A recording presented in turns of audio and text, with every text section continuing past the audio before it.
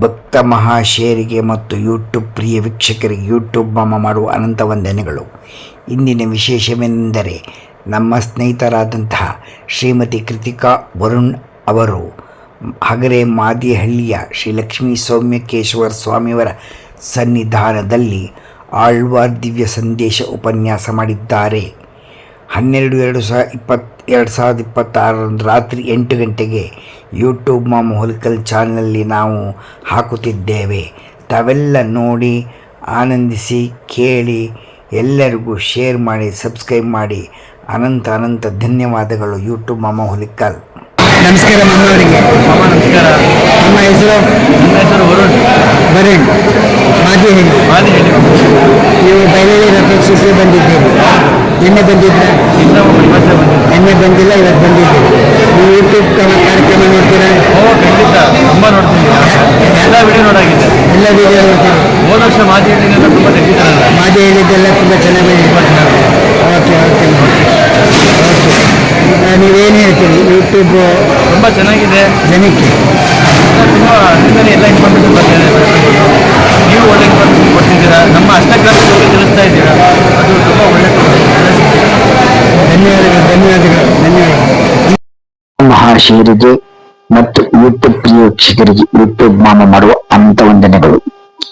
ಇಲ್ಲಿ ಫೋಟೋದಲ್ಲಿ ಕಾಣ್ತಕ್ಕಂಥ ದಂಪತಿಗಳು ನಮಗೆ ಆತ್ಮೀಯ ಸ್ನೇಹಿತರು.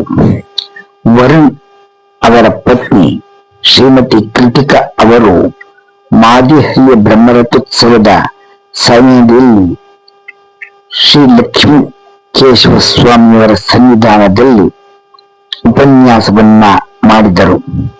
ಆ ಉಪನ್ಯಾಸದ ಹೆಸರೇ ಆಳ್ವಾರ್ ದಿವ್ಯ ಸಂದೇಶ. ಶ್ರೀಮತಿ ಕೃತಿಕಾ ವರುಣ್ ಅವರು ಬಹಳ ಅದ್ಭುತವಾದ ಉಪನ್ಯಾಸವನ್ನ ಮಾಡಿದ್ದಾರೆ. 1.5 ಗಂಟೆಗಳ ಕಾಲ ಇರುವುದರಿಂದ ತಮಗೆ ನೋಡುವುದಕ್ಕೆ ಪುರುಸತ್ತು ಇರುತ್ತದೋ ಇಲ್ಲವೋ ತಿಳಿಯದು.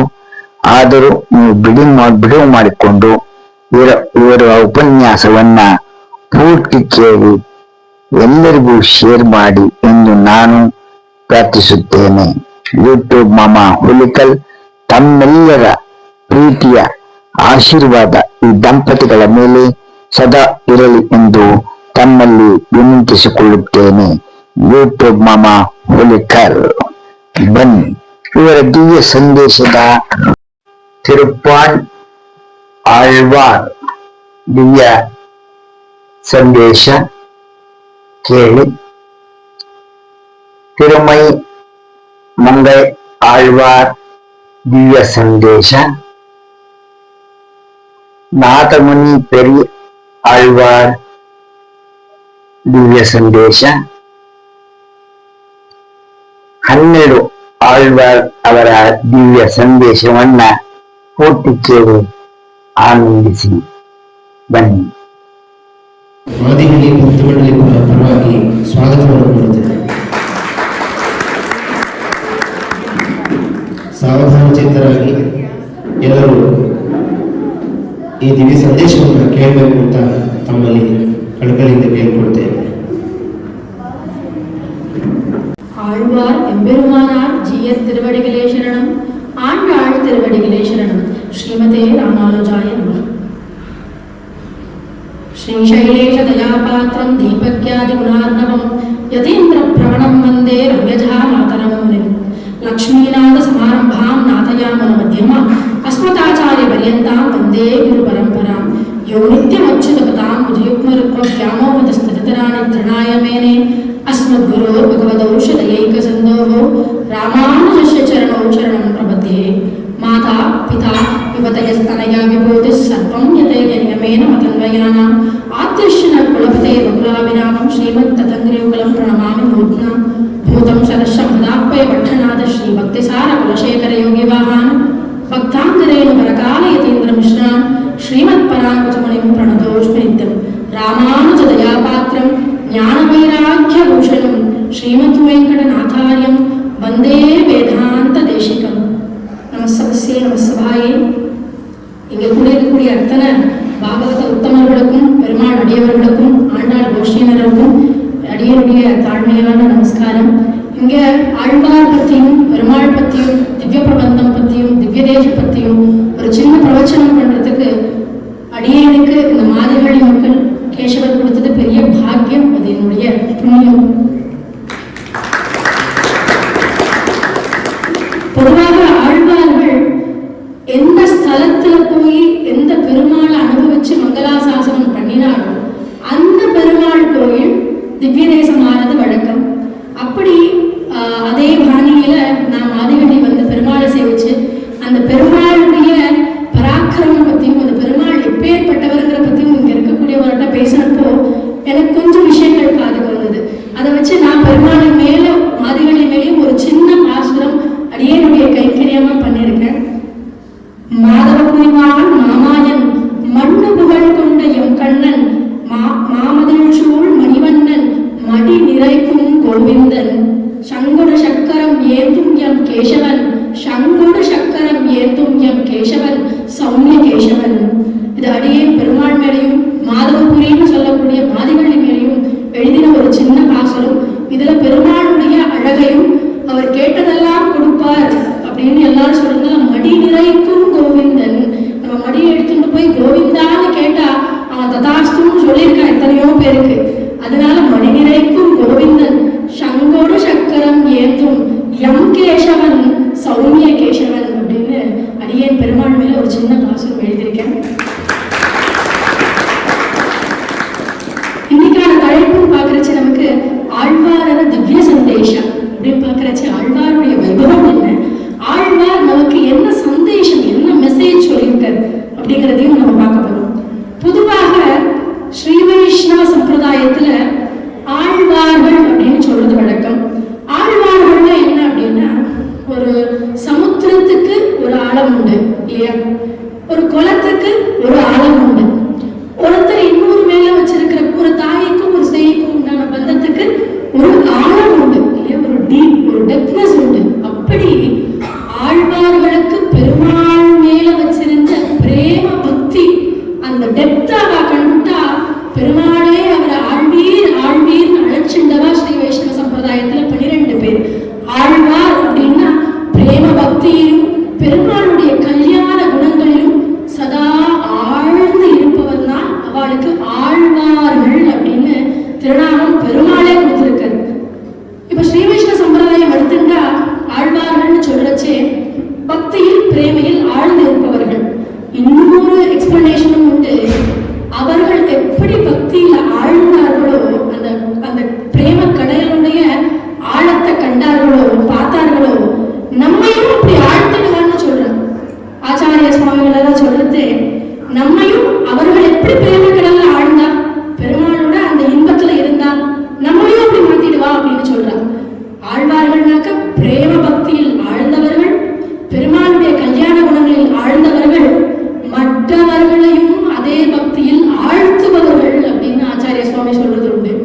எப்படி ஆழ்த்துவார்? நமக்கெல்லாம் ஏதாவது ஒரு ஆத்தென்டிசிட்டி வேணும் இல்லையா, ஒரு எக்ஸாம்பிள் வேணும். இதனால இதாயிருக்கு இதனால இதாயிருக்கு அப்படின்னு. அப்படி ஒரு எக்ஸாம்பிள் பார்க்கலாம். பெரியாழ்வார் பாடின ஒரு பாசுரம், பெரியாழ்வார் திருமொழியில இருந்து ஆழ்வார் பாடியிருக்கார், பெருமாளுக்கு இஷ்டமாச்சு, பெரியாழ்வார் நாமத்தை கொடுத்துட்டு. ஆனா இன்னும் இது ஓகே, இன்னொரு அர்த்தம் இருக்கு. நம்மளையும் அதே பக்தியில் ஆழ்த்தணும் இல்லையா, அப்பதான் அவர்கள் ஆழ்வார்கள். அப்போ ஒரு பாசுரம், பெருமாள் கிருஷ்ண பாவத்துல யசோதை எப்படி அனுபவிச்சா, எப்படி யசோதை கண்ணன் அனுபவிச்சா அப்படின்னு பெரியாழ்வார் சொல்றார். ஒன்றும் அவன் ரொம்ப அழுக்கா இருக்கான், அவனை மடிக்கு அழைக்கிறது. எப்படின்னா ஒரே பாசுரம், வெண்ணை அளந்து குழந்தும் விளையாடு பொழுதையும் கொண்டு திண்ணனையின் வீரா உன்னை தேய்த்து கிடக்க நான் விட்டேன், என்னை புளிப்பழம் கொண்டு இங்க எத்தனை போதும் இருந்தேன், நன்னல்ல ஏபிரானே நாரணா நீராட ஆராய். பெரியாழ்வார் யசோத பாவத்துல கண்ணனை அழைக்கிறார். எப்படி கூப்பிடுறாருன்னா, கண்ணா நீயே கருத்த திருமேனியா இருக்க, உனது கருப்பான திருமேனி சியாமல வர்ணன் தான். நமக்கு கண்ணன்னா அழகுதான், ஆனா ஒத்துக்கணும் அவன் கருப்புன்னு.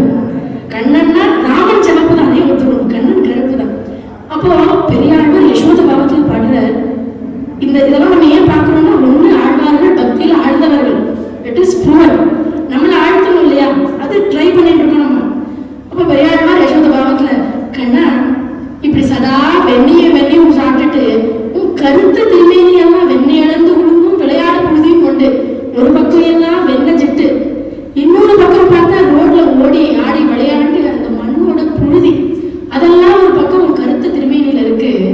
திண்ணனை இவ்விரா உன்னை, அம்மா சொல்ற, டேய் வரியா வரலையா, திண்ணனை இவ்விரா உன்னை தேய்த்து கிடக்க நான் விட்டேன். எப்படி துணி துவைக்குமோ தேய்க்கிறோம், அப்படி உன்னை தேய்க்கிறோம் படவாராஸ்கள் விடமாட்டேன் அப்படின்னு யசோதை சொல்றாங்க. இந்த பாசனத்துல சொல்றாரு, தேய்த்து கிடக்க நான் விட்டேன், என்னை புளிப்பழம் கொண்டு இங்க எத்தனை போதும் இருந்தேன். ஒரு கையில என்ன வச்சுட்டு இருக்கேன், புளிப்பழம்னா ஷியக்காய், இன்னொரு கையில ஷியக்காய் வச்சுட்டு இருக்கேன். என்னை புளிப்பழம் கொண்டு இங்க எத்தனை போதும் இருந்தேன்.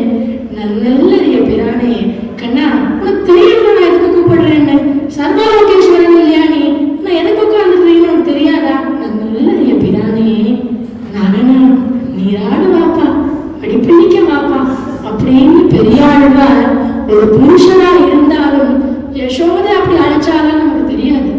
கிருஷ்ண புராணத்துல இருக்கு, இத்தனை முத்து பண்ணாலும் தெரியாது. ஆனா பெரியாழ்வார் ஒரு புருஷனா இருந்தாலும் அந்த யசோத பாவத்துல அந்த கண்ணனை லயிச்சு மடிப்பண்ணிக்க வாப்பான்னு அழைச்சார். இப்ப சொல்லுங்க, அழுந்தமா இல்லையா பத்தியில, அழுந்தமா இல்லையா? அதனாலையும் அவர்கள் ஆழ்வார்கள் அப்படின்னு பெருமாள் சொல்றார். ஆழ்வார்கள்னாக்கா பெருமாளுடைய பிரேம பக்தியிலையும் கல்யாண குணங்களையும் ஆழ்ந்தவர்கள். ஒரு மீனிங், நம் எல்லாரையும் அதே பக்தியில் ஆழ்த்துபவர்கள். அதனாலதான் ஸ்ரீ வைஷ்ணவ சம்பிரதாயத்துல ஆழ்வார்கள் அப்படின்னு நம்ம சொல்றது வழக்கம். இதுதான் ஆழ்வார்கள் அப்படின்றதுக்கு டெபினிஷன். இப்பதான் நம்ம ஆழ்வார்னா என்னென்ன தெரிஞ்சிருக்கோம். அப்போ ஸ்ரீ வைஷ்ணவ சம்பிரதாயத்துல எத்தனை ஆழ்வார்கள் அப்படின்னு பார்த்தா 12 பேர் அப்படின்னு சொல்றது ஒரு வழக்கம் உண்டு, 10 பேர் சொல்றது ஒரு வழக்கம் உண்டு. அப்ப 2 பேர் யார் மிஸ்ஸிங்ல இருக்கான்னு பார்த்தா ஃபர்ஸ்ட் 12 பேரை பார்த்துருவோம். பொய்யாழ்வார், பூதத்தாழ்வார், பேயாழ்வார், திருமணிசை ஆழ்வார், நம்ம ஆழ்வார், மதுரகவி ஆழ்வார், குலசேகர ஆழ்வார், பெரியாழ்வார், ஆண்டாள், தொண்டரடி பொடியாழ்வார், திருப்பான் ஆழ்வார், திருமங்கை ஆழ்வார். ஸ்ரீ வைஷ்ணவ சம்பிரதாயம் 12 ஆழ்வார்கள் இருக்கா அப்படின்னு சொல்லியாச்சு. ஆனா அதே ஸ்ரீ வைஷ்ணவ சம்பிரதாயம் 10 இருக்கான்னு சொல்லியிருக்கிறது. யார் 2 பேர் இல்லைன்னு பார்த்தா மதுரகவி ஆழ்வார் எக்ஸ்க்ளூட் பண்ணிட்டாங்க. மதுரகவி ஆழ்வாரை தள்ளி வச்சுடலாம், ஆண்டாளி வச்சுடலாம். வெரி ஷாக்கிங் இல்லையா? எப்படி ஆண்டாளை தள்ளலாம், மதுரகவி ஆழ்வார் தள்ளலாம்னு பார்த்தா ஆச்சாரியர்கள் இதுக்கு டெபினிஷன் கொடுக்குறாங்க. மதுரகவி ஆழ்வார் பாடினது என்ன? கண்ணிடம் செலுத்தாம. கண்ணிடம் செலுத்தாம யார் மேல பாடினார்?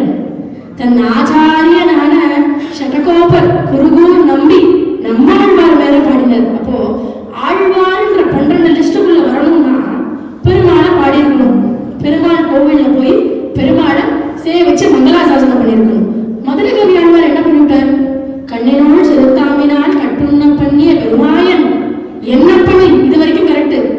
நன்னி தன்னூர் கூறுன்ட்டு பெருமாள்னு சொல்லியிருந்தாக்க அந்த இடத்துல அந்த 10 வாசனமும் பெருமாளை சேர்ந்திருக்கும். கண்ணினோள் செலுத்தாமினால் கட்டுண்ண பண்ணிய பெருமாயன், அந்த கண்ணோட கடை வெளியில என்னை கட்டி போட்டுட்டான். அந்த கண்ணோட நுனியில் என்னை பார்த்தாலே அந்த பிரீத்தில என்னை கட்டி விட்டான். யாரு? என்னப்பன், எனக்கு தோப்புனார் ஸ்தானத்துல இருக்கிறவர். யாருன்னு பார்த்தா நன்னி தென்னூர் ஊர் நம்பி என்ற கால் அப்படின்னு முடிச்சுட்டார். நன்னி தென்னூர் ஊர்னு தென்கூர்ல பிறந்த நம்மாழ்வார்னு முடிச்சுட்டார். அதனால ஆச்சாரியனை பாடல இவர் அப்படின்னு சொல்லி மதுரகவி ஆழ்வார் வச்சாங்க. இப்ப கம்மிங் டு ஆண்டாள். ஆண்டாளையும் தள்ளி வச்சா. பொதுவா பிரதானமா பரவி இருக்கிற ஒரு சின்ன மெசேஜ், ஆழ்வார்கள் எல்லாரும் புருஷா, ஆண்டாள் ஒத்தி ஃபீமேல் சேர்த்துக்க கூடாது அப்படின்னு. அவ சாட்சாத் பூமாதேவி. ஆழ்வார்கள் எல்லாம் மனுஷனா பிறந்து இந்த கலியில உழன்று அந்த வினையை எடுத்துட்டு பெருமாளால கட்டாட்சம் பண்ணினா ஆழ்வாரான ஒரு காமன் மேன். பெருமாள் கட்டாட்சம், ரியலைசேஷன், ஆழ்வார். இதுதான் எல்லா ஆழ்வாருக்கும் உள்ள பிரின்சிபல். நான் ரொம்ப பிரின்சிபல் தியரின்னு பேசுறேன்னு நினைச்சுக்காதுங்க. நான் காலேஜ்ல டீச் பண்ணி பிரின்சிபல் தியரி அப்ளிகேஷன் உங்களோட இருக்கு. ஒரு காமன் மேன் பெருமாளோட கட்டாட்சம் ஆகுது. அப்போ ஐயோ நான் தப்பு பண்ணிட்டேன்னு ரியலைஸ் ஆத ஆழ்வார் ஆயிடுறாரு. ஆண்டாள் என்ன ரியலைசேஷன்? நம்ம சாட்சாத் பூமாதேவி இல்லையா? பெருமாளே அஷ்டாட்சரத்தை உபதேசம் பண்ணியிருக்கார். குரு பரம்பரையில 2ஆவதா இருக்கா நாச்சியார் தேவி தாயார். அப்போ இவ ஆழ்வார் கோஷ்டியில சேர மாட்டா அப்படின்னு ஒரு கணக்கு உண்டு. அப்புறம் பார்த்தா ஆண்டாள் என்ன அர்த்தம்? பெருமாளை ஆண்டவள் நம்ம எல்லாத்தையும் ஆண்டு அனுபவித்து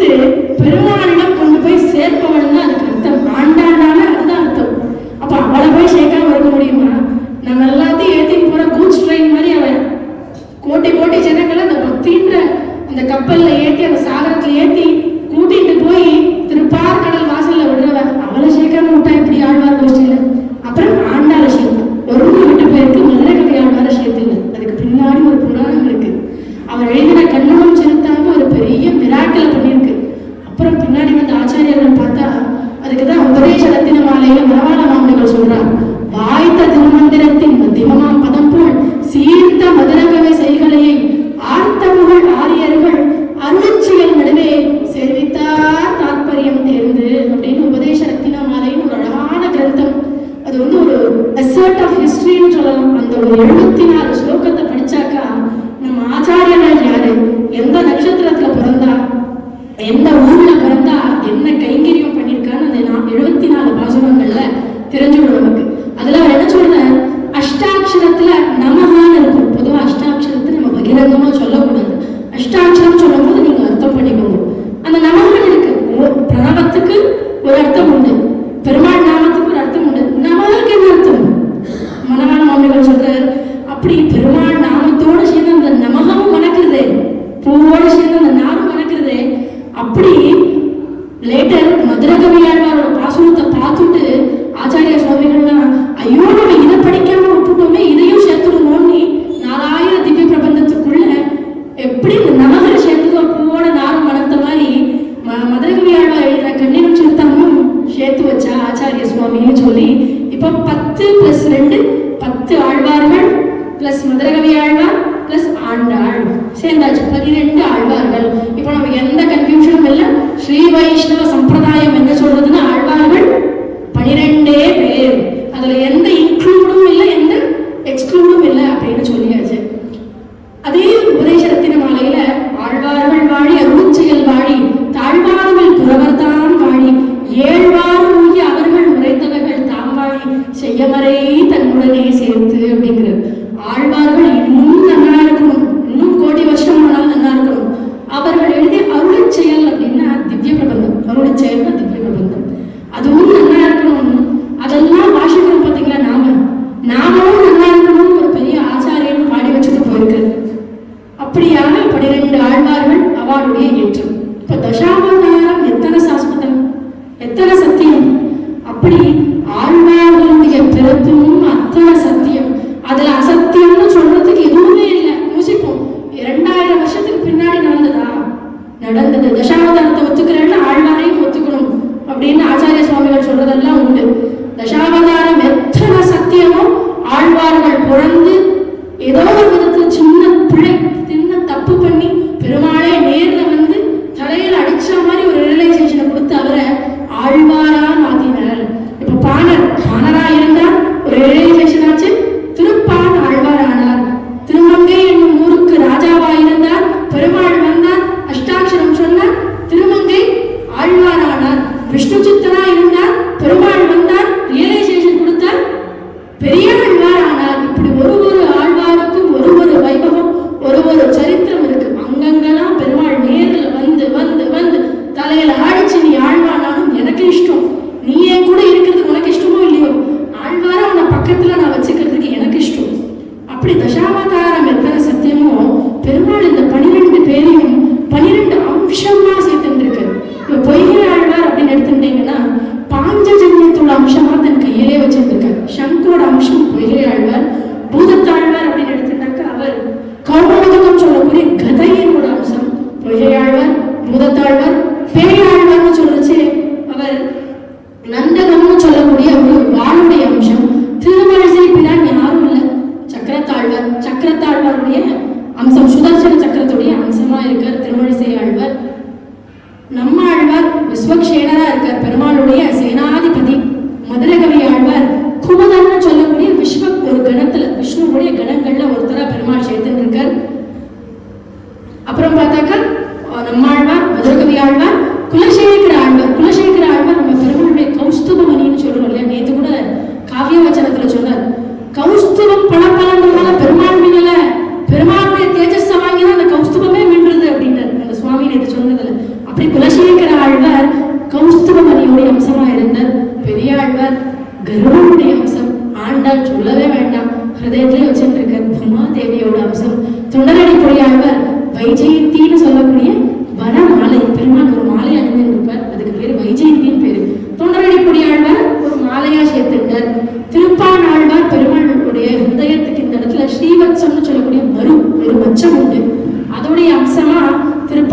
சொல்லியிருந்தார்.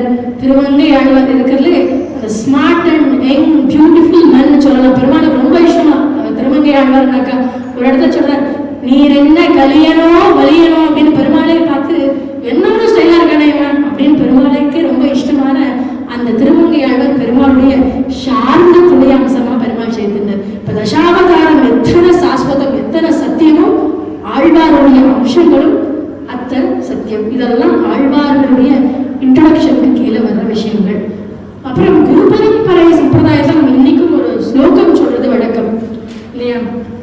லக்ஷ்மி நாத சமாரம்பாம் நாத யாமுன மத்தியமாம் அஸ்மத் ஆச்சாரிய பர்யந்தாம் வந்தே குரு பரம்பராம். இப்போ ஆழ்வார்கள் எழுதின திவ்ய பிரபந்தம் எங்க சேவிக்கணும் அப்படின்னு பார்த்தாக்கா பெருமாளே சொல்றாரு, நான் புறப்பாடு கிளம்பி போறேன் இல்லையா, உற்சவத்துக்கு கிளம்புறேன் இல்லையா, முன்னாடி நீங்க போயிடுங்க. அவருக்கு அத்தனை இஷ்டமா திவ்ய பிரபந்தம் கேட்கறதுக்கு நாளெல்லாம் உட்காந்து கேட்டுட்டே இருப்பாங்க. வரதராஜருக்கும் ஸ்ரீரங்கம் ரங்கநாதருக்கும் ஒரு கான்வர்சேஷன் உண்டு. வரதராஜர் ராமானுஜரை வச்சுட்டாராம். ரங்கனுக்கு ராமானுஜர் வேணும். இதெல்லாம் வந்து யாமுனாச்சாரியார் சரித்திரத்துல வர்றது. அப்போ ரங்கன் என்ன பண்றாரா, நம்ம கிட்ட திருவரங்கத்து அரையர் இருக்கார், அந்த அரையர் சேவைக்கு அனுப்பிச்சு விடுங்க, அவர் போய் இந்த திவ்ய பிரபந்தத்தை பாடி ஆடி தாளத்தோட இருக்கட்டும்.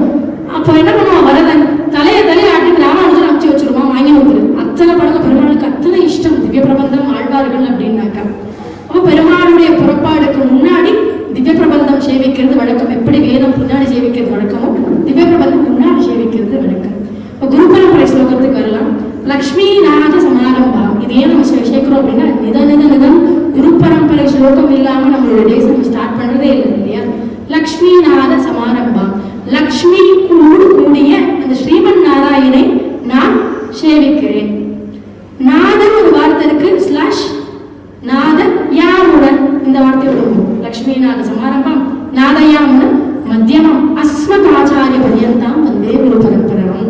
இதுக்கு மத்தியில அஸ்மத் ஆச்சாரியன்னு எனக்கு பஞ்சசம்ஸ்காரம் சமாஸ்ரயணம் பண்ணி வச்சு என்னுடைய ஆச்சாரியனையும் நான் சேவித்துக் கொள்கிறேன். அந்த ரெண்டு வார்த்தை விட்டோம் இல்லையா, நாத யாமுடன். யார் அவ ரெண்டு பேரும்? இதுக்கு நம்ம குரு பரம்பரையில டெய்லி சேவிக்கணும். அவள ஆழ்வார்கள் பேரை சேவிச்சுடலாமே, பூதம் சரஷம் அதாப்பிய பட்டநாத ஸ்ரீ பக்திசார குலசேகரன்னா அதுல 10 பேரும் வந்து விடுறது, அதே சேவிச்சிடலாமே. ஏன்னாக்கா இன்னைக்கு நமக்கு திவ்ய பிரபந்தம் புக்ல இருக்கு, ஆடியோல இருக்கு, வீடியோவா இருக்கு, டெக்ஸ்ட்ல இருக்கு, தமிழ்ல இருக்கு, கன்னடால இருக்கு. இன்னமும் உத்தரப்பிரதேஷ்ல யோகி ஆதித்யநாத் தெலுங்குல டீச் பண்ணிட்டு இருக்காரு. அந்த ஹிந்தி குழந்தை திருமங்கையாளரோட பாசனத்தை நாடினேன் நாடியே வந்தேன்னு சொல்லிட்டு இருக்கு. எங்க யூபியில அந்த ஹிந்தியிலே இருக்கு. அப்ப இத்தனை மொழிகள்லயும் இத்தனை லாங்குவேஜஸ்லயும் திவ்ய பிரபந்தம் இருக்கு. இத்தனை ஃபார்ம்ஸ்ல இப்பெல்லாம் யாரும் புக்கை வச்சுக்கிறது இல்லை பாராயணத்துல.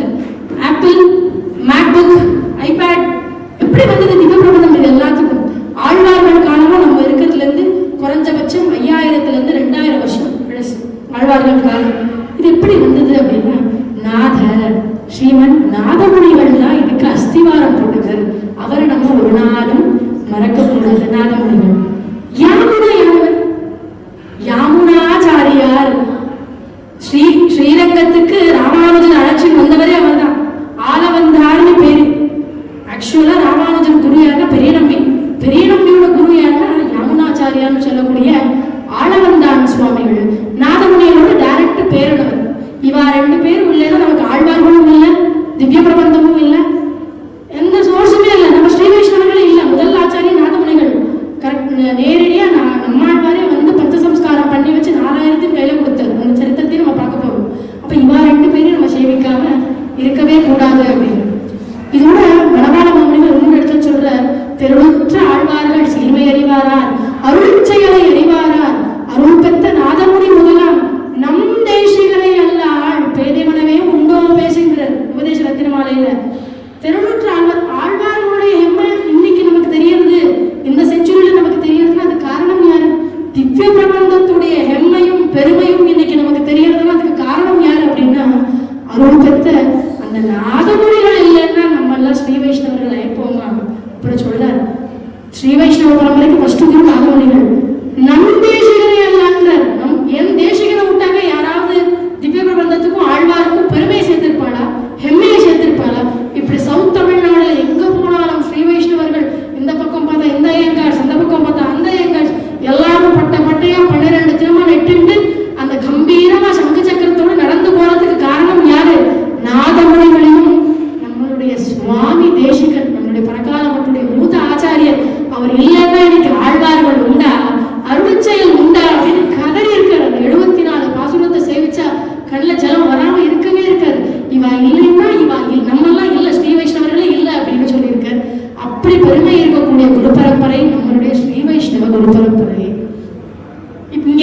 ஒரு 1600 இயர்ஸ் பின்னாடி போகிறோம். இப்போ பாருங்க, ஹியூமன் பாடி நமக்கு இருக்கு, எல்லா ஆர்கன்ஸும் சூப்பராக இருக்காது, ஃபர்ஸ்ட் கிளாஸாக இருக்கு, சுகர் இல்லை, பிபி இல்லை, எதுவுமே இல்லை. ஆனால் ஹார்ட் மட்டும் ஃபெயிலியர் ஆயிடுது. பிரயோஜனம் உண்டா? பிரயோஜனம் இருக்கா? பிரயோஜனம் இருக்கா? இல்லை இல்லையா? அப்புறம் எல்லா ஃபுட்டு நமக்கு பிடிச்ச ஸ்வீட் இருக்கு, ஜிலேபி இருக்கு, ரசகுல்லா இருக்கு, இந்த சாதம் சாதம் என்ன இருக்கோ, ரொட்டி கொஞ்சம் எல்லாம் இருக்கு. எதுலேயும் உப்பு இல்லை, புளிப்பு இல்லை, ஸ்வீட்டும் இல்லை. பிரயோஜனம் உண்டா? பிரயோஜனம் உண்டா? பேஷன்ஸுக்கு பிரயோஜனம் உண்டு, ஆனால் நார்மல் பர்சன்ஸ் நமக்கு பிரயோஜனம் உண்டா? இல்லை. அப்படி ஒரு காலத்துல 1600 வருஷத்துக்கு முன்னாடி, பின்னாடி தப்பா எடுத்துக்காதீங்க, தமிழ்ல முன்னாடினா பாஸ்ட்னு அர்த்தம், நான் கொஞ்சம் மாத்திக்கிறேன் இந்த தமிழுக்கு. பின்னாடி போனா வேதம் இருக்கு. வேதம் சொல்றது யார சொல்றது? எல்லாம் ஸ்ரீமன் நாராயணன் சொல்றது. எப்படி ஒரு ஹியூமன் பாடியில எல்லா ஆர்கன்ஸும் இருந்து ஹார்ட் இல்ல, எல்லா ஃபுட்டும் இருக்குது, டேஸ்ட் இல்ல, அப்படி எல்லா வேதமும் சேவிக்கலாம். ஆனா வேதம் சொல்ற ஸ்ரீமன் நாராயணன் அசத்தியம்னு சொன்ன காலம், ஏத்திஸ்ட் எல்லாம் ஜாஸ்தி இருந்த காலம், பெருமாள் இல்ல, வேதம் போய் இதெல்லாம் சொல்றதுக்கே நமக்கு மகா பாபம். அப்படி இருந்த காலம் பெருமாள் பார்த்தா, ஐயோ களி இத்தனை முத்தி கொடுத்தா, களி இத்தனை முத்தி கொடுத்தா, களியோட தொடக்கம். இப்பெல்லாம் நம்ம களியில இருக்கோம், களி அப்பதான் பிறக்கிறது. இத்தனை கஷ்டமா, இப்ப என்னையே இல்லைட்டால் எப்படி? அப்ப யார் வரணும் அந்த இடத்துல? பெருமாள் தானே வரணும். அப்ப பெருமாள் பார்த்த, ஜேஷ்டே அனுராதா நட்சத்திரே வீரநாராயணபுரே கஜவத்ர அம்சம் ஆச்சாரியம் ஆத்தியம் நாதமுனி பஜேன்னு தன்னுடைய விஷ்ணு கோஷ்டிகள்ல இருந்து, கஜன்னா யானையோட அம்சமா இருக்கக்கூடிய நாதமுனிகள்னு சொல்லக்கூடிய ஒரு ரத்தனத்தை, ஒரு பொக்கிஷத்தை காட்டு மன்னார் கோயில் வீரநாராயணபுரத்துல ஆடி மாதம் அப்படின்னா அந்த பிட்வீன் ஜூன் ஜூலைன்னு அர்த்தம். அந்த மாசத்துல அனுராதா நட்சத்திரத்துல பெருமாள் பிறக்க வைக்கிறார். எதுக்கு? இப்படி பாலா போன கலியுகத்தை மாத்திரத்துக்காக. வேதம் பொய் கிடையாது, அது அசத்தியம் கிடையாது. வேதம் சொல்றது ஸ்ரீமன் நாராயணனை தான் ப்ரூவ் பண்ணணும் இல்லையா? அப்ப பிறக்க வைக்கிறார். அப்ப அந்த காலம் எப்படி இருக்குன்னா, யாருக்கும் ஸ்ரீ வைஷ்ணவம்னா என்னன்னு தெரியல. பஞ்சசம்ஸ்காரம் அப்படின்னா என்ன? திவ்ய பிரபந்தமா? ஐயோ அதெல்லாம் எனக்கு தெரியவே. அப்படி இருந்த காலம். இன்னைக்கு பாருங்க, போன் டேப் கனெக்ட் பண்ணிக்கோங்க, phone tab, audio video, Kannada, Tamil, Hindi, இங்கிலீஷ்லயும் இருக்கு. கரெக்ட், இங்கிலீஷ் எல்லாத்துக்கும் வந்திருக்கு. ஆனா அந்த காலத்துல வேதமே இல்லை. எப்படி சாத்தியம்? அதுக்கு தான் பெருமாள் அம்ச நாதமுனிங்கிற ஆச்சாரியனை வீரநாராயணபுரத்துல பெருமாள் காட்டு மன்னார்னு, பெருமாளுக்கு பேரே காட்டு மன்னர், அடர்ந்த வனம். அதுல ஒரு சின்ன கோயில்ல பெருமாள் கம்பீரமா உட்கார்ந்து இருப்பார் ஸ்ரீதேவி பூதேவியோட. அந்த கோயிலுடைய அர்ச்சகருக்கு பேரு ஈஸ்வர பட்டரணி. அவர் கைங்கரியம் பண்ணிட்டு இருக்கார். அவருடைய பத்தினி வயிற்றுலதான் நாதமுனிகளை பெருமாள். என்னடா இன்னைக்கு ஹெட்டிங் என்னவோ ஆழ்வார் பத்தி தானே, ஏன் நம்ம நாதமுனிகள் பார்த்துட்டு இருக்கோம் அப்படின்னா, இன்னைக்கு நம்ம வாயில ஆழ்வார் எம்பெருமானா ஜீயர் திருவடிகள் சரணம்னு வர்றதுன்னா அதுக்கு காரணம் இவர் தான். அவர் வயிற்றுல நாதமுனிகள் பிறக்கிறார். பிறந்த உடனே வேத அபியாசம் எல்லாம் பண்றா, உபநயனம் பண்றா, எல்லாம் மாறுது. ஒரு தக்க வயசு வருது, ஒரு 15, 16, 17 அந்த வயசு வந்தோடனே அவருக்கு எப்படியாவது இருக்கிற எல்லா பெருமாள் கோயிலுக்கும் போய் பெருமாளை சேவிச்சுடணும்னு ஆசை. ஆனா சின்ன பையன், ஆத்து பக்கத்துல கும்பகோணம் தான் இருக்கு. சரி, கும்பகோணத்துக்கு போய் அந்த 6ஆம் முதலை சேவிச்சுட்டு வரலாம். அந்த காலத்துல வேதம் இல்லை, அசத்தியம், பெருமாளே இல்லை. அந்த காலத்துல போய் பார்க்கிறார். இந்த ஹிஸ்டரி ஏன் நான் சொல்றேன்னா, இன்னைக்கு ஆழ்வாரும் திவ்ய பிரபந்தமும் நம்ம கையில இருக்குன்னா அதுக்கு காரணம் கர்நாடக மக்கள். நம்ம முடியலாம் கன்னடா பேசி மேல்கோட்டையில இருந்த மேல்கோட்டை ஐயங்காஸ் தான் இன்னைக்கு காரணம். போரா கும்பகோணத்துக்கு 6ஆம் அமுதன் சாரங்க வாணி. இப்ப நமக்கு ஒரு லோட்டா பாலை குடிச்சா 2 லோட்டா தேரும், இன்னொரு 3 லோட்டா, அப்புறம் ஐயோ போதும் இல்லையா? ஒரு ஜிலேபி எடுத்துக்கோங்க, 2 ஜிலேபி 3 ஜிலேபி, அப்புறம் போர்வீரம். ஆனா அந்த பெருமாளுக்கு பேரு 6ஆம் அமுதன். நீங்க எத்தனை தடவை தர்ஷன்ல வந்துட்டே இருந்தாலும், பெருமாளை பார்த்துட்டே இருந்தாலும் போருன்னே தோணாது. அதனாலதான் அவனுக்கு பேரு 6ஆம் அமுதன். சாரங்கவாணிங்கிறது அவனுடைய பேர். ஆனா 6ஆம் அமுதன்ங்கிறது அவனுடைய அலைமொழி. எல்லாரும் செல்லமா அவனை 6ஆம் அமுதா 6ஆம் அமுதான்னு கொஞ்சம் வரும். அப்ப நம்மளுடைய நாதமுனிகள் 17 வயசு பையனா அங்க போற பெருமாளை சேவிக்கிறார். அவருக்கு தெரிஞ்சது வேதம், அவ்வளவு வேற எதுவுமே தெரியாது. அப்போ நம்ம கர்நாடகால இருந்து மேல்கோட்டையிலிருந்து இந்த ஹிஸ்டரி எல்லாம் எங்க இருக்குன்னா, ஆத்தென்டிசிட்டிங்கிறது ரொம்ப முக்கியம் இல்லையா? இப்போ விக்கிபீடியா ஒரு ஆச்சாரியர் இருக்கார், யூடியூப் பெரிய ஆச்சாரியர் இருக்கார், அதோட பெரிய ஆச்சாரியர் வாட்ஸ்அப் இருக்கார். Share share share share share, அது சரியா தப்பா நமக்கு தெரியாது. ஷேர் டு 10 people, அவ்வளவுதான் இல்லையா? ஆனா ஆத்தென்டிசிட்டி இஸ் வெரி இம்பார்ட்டன்ட். இதெல்லாம் எங்க இருக்கு அப்படின்னு பார்த்தா, நம்ம சொல்ற விஷயங்கள் எல்லாம் நீங்க தைரியமா இந்த விஷயங்கள் எடுத்துட்டு போய் இன்னும் 100 பேர்ட்ட சொல்லலாம். ஆத்தென்டிசிட்டி 32,000 படி குரு பரம்பரை, 6,000 படி குரு பரம்பரை, 12,000 படி குரு பரம்பரை, 3,000 படி குரு பரம்பரை பிரபாவம்னு சொல்லி நம்ம ஆச்சாரிய சுவாமிகள் 4 புக்ஸ் எழுதியிருக்காரு. அதுல 2 பரகால மடத்துடைய முதல் ஆச்சாரியன், 3வது இப்ப இருக்கிறவர் 36 ஏதோ நினைக்கிறேன் இல்லையா, முதல் ஆச்சாரியன் 3வது ஆச்சாரியர் எழுதின புக்கு இதெல்லாம். அப்புறம் எங்களை ஜீயர் ஒருத்தர் எழுதியிருக்கார், பின்னடையை நம்பின்னு ஒருத்தர் எழுதியிருக்கார். இவ 4 பேரும் 2000 வருஷத்துக்கு 1500 வருஷத்துக்கு முன்னாடியே இந்த புக்ஸ் எல்லாம் எழுதி வச்சுட்டாங்க. So authenticity is very important any cost. Authenticity இல்லைன்னா ஏதோ சொன்னாப்பா விக்கிபீடியால எங்கோ தேடினேன். ஆத்தென்டிசிட்டி 32,000 குரு பரம்பரை, 12,000, 6,000, 3,000 படி குரு பரம்பரை பிரபாவம்னு சொல்லக்கூடிய நம்ம ஸ்ரீ வைஷ்ணவ சம்பிரதாயமே அந்த 4 புக்கில் தான் இருக்கு. இப்படி மகாபாரதம், ராமாயணம் இந்துஸ்க்கு ரொம்ப முக்கியமா இந்த 4 புக்கும் ஸ்ரீ வைஷ்ணவ சம்பிரதாயத்துல அந்த புக்கில் இந்த விஷயம் எல்லாம் இருக்கு. அப்படியே போற ஆறாவதே அழகேன் பாடிட்டு இந்த புக்கம் பார்த்தா நம்ம கர்நாடகத்துல மேல்கோட்டையிலிருந்து வந்த பாகவதா எல்லாரும் பெருமாளை சேவிச்சுட்டு இருக்க. இந்த பக்கம் நாதமுனிகள், நடுவுல 6வது பெருமாள் இருக்கார். அவ ஆறாவதே அடியேன் உடலம் என்பால் அன்பாயின்னு ஒரு பாசுரத்தை பாடிட்டு இருக்கா. நாதமுனிகள் அந்த சின்ன பையன் 17 வயசு பையன் தேம்பி தேம்பி தேம்பி அழகார். கண்ணில் ஜீவம் போயிட்டே இருக்கு. ஏன்னா அதோட அர்த்தத்தை கேட்டு அவரால் அதை எப்படி பெரியாழ்வாரோட அர்த்தத்தை கேட்டு நம்ம எல்லாம் ஆழ்ந்தோம் இல்லையா. பெரியாழ்வார் இப்போ கொஞ்ச நேரத்துக்கு முன்னாடி பார்த்தோமே, வெண்ணெய் அணைந்து குழங்கும், அப்படியே அவருக்கு கண்ணில் தண்ணி வருது. இத்தனை அழகே பாசுரங்களா? அவர் போய் கேட்கிறார், ஸ்ரீ வைஷ்ணவ சம்பிரதாய முதல் ஆச்சாரியன் அவர் போய் கேட்கிறார், சுவாமி நீங்க எல்லாம் எங்க இருந்து வரேன்? நாங்க மேலே நாட்டுல இருந்து வரோம். இப்பதான் கர்நாடகா, தமிழ்நாடு, கேரளா அதுல இன்னும் பாதி பண்ணலாமான்னா பேசிட்டு இருக்காங்க கவர்மெண்ட்ல இல்லையா. முன்னாடி எதுவுமே கிடையாது. மேல இருந்தா மேல நாடு, கீழே இருந்தா கீழ் நாடு, சைட்ல இருந்தா தெற்கு நாடு, வடக்கு நாடு, அவ்வளவுதான். 4 நாடு தான். இந்தியாவை பொறுத்த வரைக்கும், பாரதம் பொறுத்த வரைக்கும் 4 தான். எனக்கு மேல இருக்கா மேல நாடு, கீழே இருக்கா கீழே நாடு, அவ்வளவுதான்.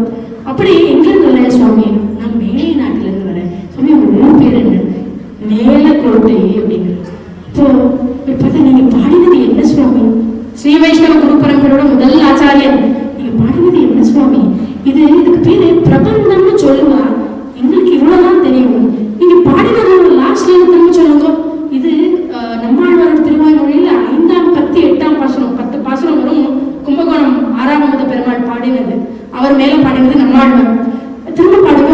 6ஆவதே அடியேன் உடல நின்பால் அன்பாயின்னு கட கட கட கட கடன்னு சொல்ற. லாஸ்ட்ல 1020 கன்னடா 10 இல்ல, இந்த 10ன்னு அர்த்தம். அப்ப பாக்குறேன் சுவாமி இந்த 10 அப்படின்னா 1000 பாசுரம் இருக்கா? இந்த 10க்கே எனக்கு ஏதோ ஆயிட்டு இருக்கே சுவாமி, இன்னும் 1000 இருந்தா குடுங்க குடுங்க குடுங்க, நான் வாங்கிட்டு போயிடுறேன் என் ஊருக்கு. ஒரு 10 எங்க தாத்தா முத்தாத்தா மேலக்கோட்டையில எங்களுக்கு சொல்லி கொடுத்தது இந்த 10 தான். அவருக்கு ஹார்ட்டே பிரேக் ஆயிருக்கு அந்த இடத்துல. அவரு ஆசையா இருந்தார், ஐயோ ஒரு 1000 கிடைச்சுட்டு இந்த 10 இவ்வளவு இனிப்பா இருக்கே, தேன் போல தித்திக்கிறது. 6ஆவது கூட இது 6ஆவது பாசுரமா இருக்கே, கிடைச்சுடாங்கன்னு ஏங்கினேனே. சரி கொடுங்க இந்த 10 கொடுங்க. இவர் போயிட்டார். இவளுக்கு மனசு கேட்கல, ஐயோ இத்தனை பக்தியா இருக்கானே இந்த உலகம். திரும்ப அழைக்கிறேன், நீ வாருங்க சுவாமி நீங்க. அவர் வந்துட்டு இதுல லாஸ்ட்ல குருகூர் சனகோபன் சொன்னன்னு ஒரு வரி இருக்கு. அப்படின்னா தென்குருகூர் தமிழ்நாட்டுல எங்க இருக்குன்னு பாருங்க. அங்க சனகோபன் யாரு இருக்கான்னு பாருங்க. அவர்கிட்ட போய் இந்த 1020 இந்த 10 அப்படின்னு அர்த்தம். அவர்கிட்ட முடிஞ்ச அந்த 1000 வாங்கிட்டு எங்களுக்கு ஒரு காப்பி கொடுத்துருங்க அப்படின்னு கேட்கிறேன். இவர் பார்த்தா சரின்னு சொல்லிட்டு 17 வயசு பையன், இந்த காலத்துல 17 வயசு பையன் என்னென்ன பண்றான்னு உங்களுக்கே தெரியும் இல்லையா. இது பேசுற சபை இல்ல. என்னென்ன பண்ற நம்ம நாட்டுலயோ வெளியிலயோ ஸ்கூல்ஸ்லயோ காலேஜஸ்ல நான் ஒர்க் பண்ற இடத்துலயே நான் பாக்குறேன். 17 வயசு பசங்க, 18 வயசு பசங்க, 17 வயசு பையன் அப்பா அம்மாட்ட வந்து கதற. 6ஆவது ஒரு பாசுரம் பார்த்தேன், அது ஏதோ திருவூர் அந்த சடகோபன் எழுதியிருக்காரா யாரோ ஒரு தாத்தா. நான் அவரை போய் பாருங்க, நம்மாழ்வார் அவர் இருக்காரா போயிட்டாரான்னு கூட எனக்கு தெரியாது, நான் போய் வாங்கிட்டு வந்து விடுறேம்மா ப்ளீஸ்ன்னு சொல்லிட்டு போறார். ஆழ்வார் திருநகரிக்கு போறாரு. கிளம்பி 17 வயசு சின்ன பையன் ஒரு சோழனா போய் போட்டுட்டு அங்க போய் எல்லாரும் கேட்கிறாரு, மாமா அந்த சட்டகோபன் யாரோ இருக்காராமே, ஒரு அட்ரஸ் கொடுங்க. மாமா சட்டகோபனா? அந்த ஊர்ல தான் பிறந்திருக்காரு நம்மாழ்வார். அவளுக்கே தெரியல பாருங்க. மேலக்கோட்டையில இருந்து தான் முதல் பாசுரம் நமக்கு கிடைச்சிருக்கு. கர்நாடகா நம்ம ஹெம்மைன்னு சொல்லலாம். தமிழ்நாட்டிலே போய் ஆழ்வார் பாசுரம் இன்னைக்கு கிடைச்சிருக்கு. ஆழ்வார்களை பத்தி நீங்க எல்லாம் சொல்றேன்னா அதுக்கு காரணம் கர்நாடகா மேலக்கோட்டையிலிருந்து வந்து கேட்ப எங்க தெரிஞ்சது உங்களுக்கு இந்த விஷயம்? தயவு செஞ்சு உபன்யாசம் சொல்லிடாது. 32வது படி குரு பரம்பரை, 12,000 படி குரு பரம்பரை, 6,000 படி குரு பரம்பரை, 3,000 படி குரு பரம்பரை இட் இஸ் மென்ஷன். அதுல இருந்து தான் சொல்றேன்னு சொல்லுங்க. அப்புறம் போய் பாக்குற யாருக்குமே தெரியல. நம்மாழ்வார் பிறந்த ஸ்தலம்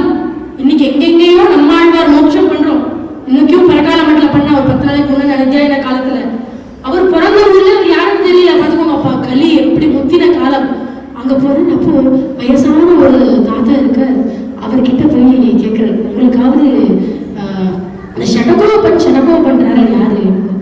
எனக்கு ஷடகோபன் கணகோபன் பத்திலாம் தெரியாது, எனக்கு தெரிஞ்சதெல்லாம் கன்னிமூன் செலுத்தாங்கன்னு ஒரு 10 பாசனம் வச்சிருக்கேன், அதை சேமிக்கிறேன், நல்லா இருந்தா வாங்கிட்டு போங்க. ஏன்னா அவர் மதுரகவி ஆழ்வாரோட பேரன், அவர் கையில கொடுத்தா அந்த தாத்தா மதுரகவி ஆழ்வார் பேரன், அந்த தாத்தாக்கே 105 வயசு. அவர்கிட்ட அவர் பாடார், கண்ணினோடு செலுத்தாமினால் கட்டுண்ண பண்ணிய பெருமாய நின்னப்படி நன்னி தென்கூர் ஊர் அப்படின்னு அந்த பாசுரத்தை பாடுறாரு. இவர் பார்த்தாரு, இப்படியெல்லாம் பாசுரம் இருக்கா, இத்தனை அழகான பாசுரம் இருக்கா, அதுவும் நம்ம இனிமையான தமிழ்ல இத்தனை பாசுரம் இருக்கா, சரி கொடுங்க வாங்கி வச்சுக்கிறேன் வாங்கிட்டு. அப்புறம் பார்த்தாரு, 1010 அந்த 1000 எனக்கு கிடைக்காமலே போடுமா சுவாமி, என் ஆயுசே முடிஞ்சிடுமா. அப்போ அந்த தாத்தா சொல்றாரு, மதுரகவி ஆழ்வாருடைய பேரன் சொல்றாரு, நீ என்ன பண்ண, எங்களுக்கெல்லாம் இந்த கண்ணீரும் செலுத்தாம மதுரகவி ஆழ்வாரன் எங்க தாத்தா நீ சொல்றத ஷடகோபர் நம்மாழ்வார் மேலதான் எழுதியிருப்பார்னு சொன்னா எங்களுக்கு, நீ உட்கார்ந்து அதுதான் அந்த திருப்புலி ஆழ்வார்னு சொல்லுவா. திருப்புலி ஆழ்வார்னா அந்த ஆலமரத்துக்கு கீழே தான் 16 வருஷம் நம்மாழ்வார் தபஸ் பண்ணிடணும். நீ அங்க போய் உட்கார்ந்து கண்ணீரும் செலுத்தாம ஒரு 12,000 தடவை, 1 இல்ல 2 இல்ல 3 இல்ல 4 இல்ல 12,000 தடவை இந்த 10 பாசனத்தையும் சொன்னா நம்மாழ்வாரே வருவார். அவர்கிட்ட நீ 1010ன்னு சொன்னேன் இல்லையா, அந்த 990 அந்த 90 பாசனத்தை வாங்கிடும், அந்த 1000 - 10 அதை நீ அவர்கிட்ட வாங்கிடும் அப்படிங்கிறார். அப்ப இவர் போய் உட்காந்து அந்த சுவாமி திரும்ப வரார், வந்து சுவாமி 108 கவுண்ட் பண்றதுக்கே தலை கொஞ்சம் கிருகிருன்னு ஆகுமே, நீங்க 12,000 எப்படி கவுண்ட் பண்ண போறேன், எப்படி என்ன போறேன், விரல்ல என்ன போறேனா இல்ல கல்ல வச்சு என்ன போறேனா. அவருக்கு வேற இப்பதான் ஸ்கிரிப்ட் கிடைச்சிருக்கு, அந்த ஸ்கிரிப்டை பார்த்து கண்ணனோடு சரி தாமினால இப்படி சொல்லணும், அவர் ஒரு கண்ண மூடின்னு சொல்லணும், என்ன ஸ்கிரிப்ட் தானே கிடைச்சிருக்கு. அப்போ நான் எதுக்கு சுவாமி இவ்வளவு கஷ்டப்படணும், 12,000 தடவை சொன்னாக்க நம்மாழ்வாரே வந்துருவாரே, நம்மாழ்வார் எப்ப பிரத்யட்சமானாலும் 11,000 முடிஞ்சு போச்சு.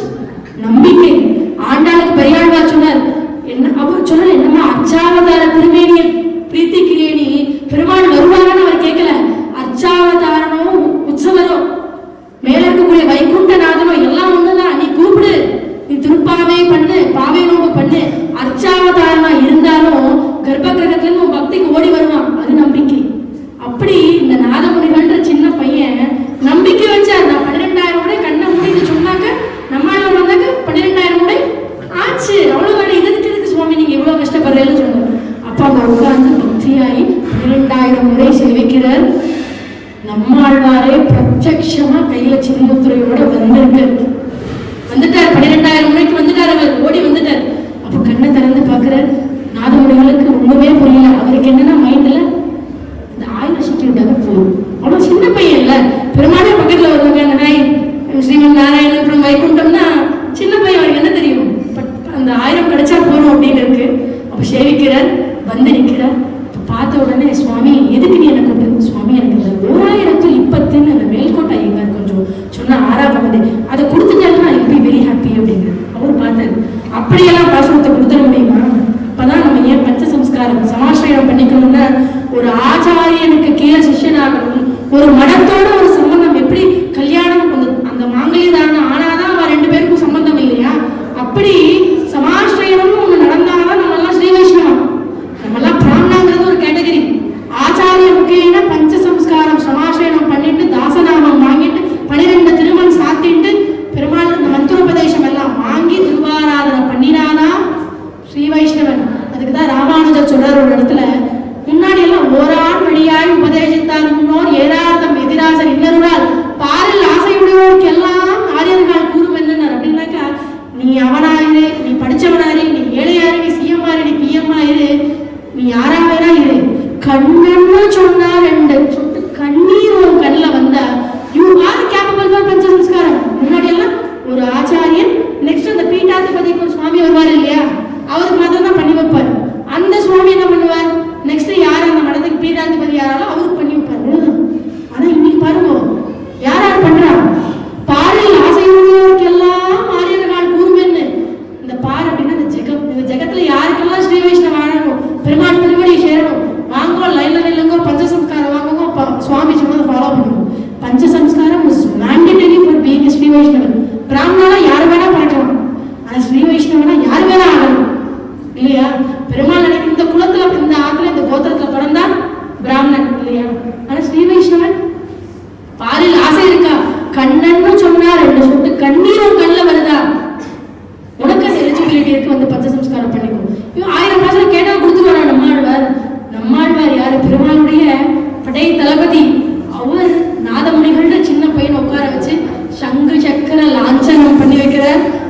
அடுத்ததாக ஸ்ரீ வைஷ்ணவ சம்பிரதாயத்துக்கு முதல் ஆச்சாரியர். அதனாலதான் லட்சுமிநாத சமாரம்பம் நாதயாமுன மத்தியமாம். நாதையே வந்தது அப்படின்னா பஞ்சசம்ஸ்காரம் பண்ற இவர் கேட்டது என்ன? 1000 பாசுரங்கள் இல்லையா? ஆனா நம்மாழ்வார் என்ன பண்ணினார்? புடி 4000 பாசுரங்கள் 100% டிஸ்கவுண்ட் கொடுத்தாரு. 80 இல்ல, 70 இல்ல, 40 இல்ல, 30 இல்ல, 100% டிஸ்கவுண்ட் வச்சுக்கோ 4000 பாசுரங்கள் அப்படின்னு கையில கொடுத்துட்டார்.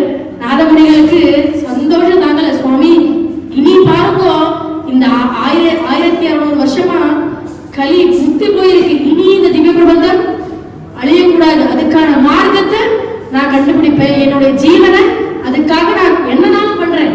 இந்த ஸ்ரீ வைஷ்ணவ பரம்பரைக்கு இந்த திவ்ய பிரபந்தத்தை நான் கொடுப்பேன். ஆச்சாரியர்களை உருவாக்கிட்டே இருப்பேன். எல்லாருக்கும் பஞ்சசம்ஸ்காரம் பண்ணி வைப்பேன்.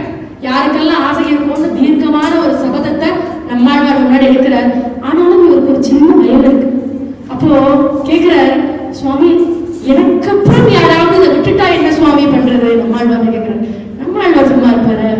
வேறார் எதிராசர் இன்னருளால் அப்படின்னு சித்திர மாசம் ராமானுஜன் ஒரு ஜெகதாச்சாரியர் வருவான். பேரை சொல்லில ராமானுஜன், பவிஷித் ஆச்சாரியர்னு சொல்றார் நம்மாழ்வார். நாதமுனிகளே நீ கவலைப்பட வேண்டாம்.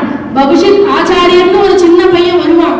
ஸ்ரீ வைஷ்ணவ சம்பிரதாயத்தை தூக்கி நிப்பாட்டுவான். எல்லாருக்கும் ஸ்ரீ வைஷ்ணவ சம்பிரதாயம் உண்டு, எல்லாரும் பஞ்சசம்ஸ்காரம் பண்ணிக்கலாம் அப்படின்னு அவன் சொல்லுவான். சுவாமி நீ கவலைப்படாத, நீ என்னைக்கும் கவலைப்படாத, நீ பண்றத பண்ணு, மிச்சத்தை ஜெகதாச்சாரியர் பவிஷித் ஆச்சாரியர் வந்து பண்ணி கொடுப்பான் அப்படின்னு சொல்லிட்டு நாதமுனிகள் மறைஞ்சோடுறார். இவருக்கு சந்தோஷம் தாங்கல. கையில் எத்தனை இருக்கு?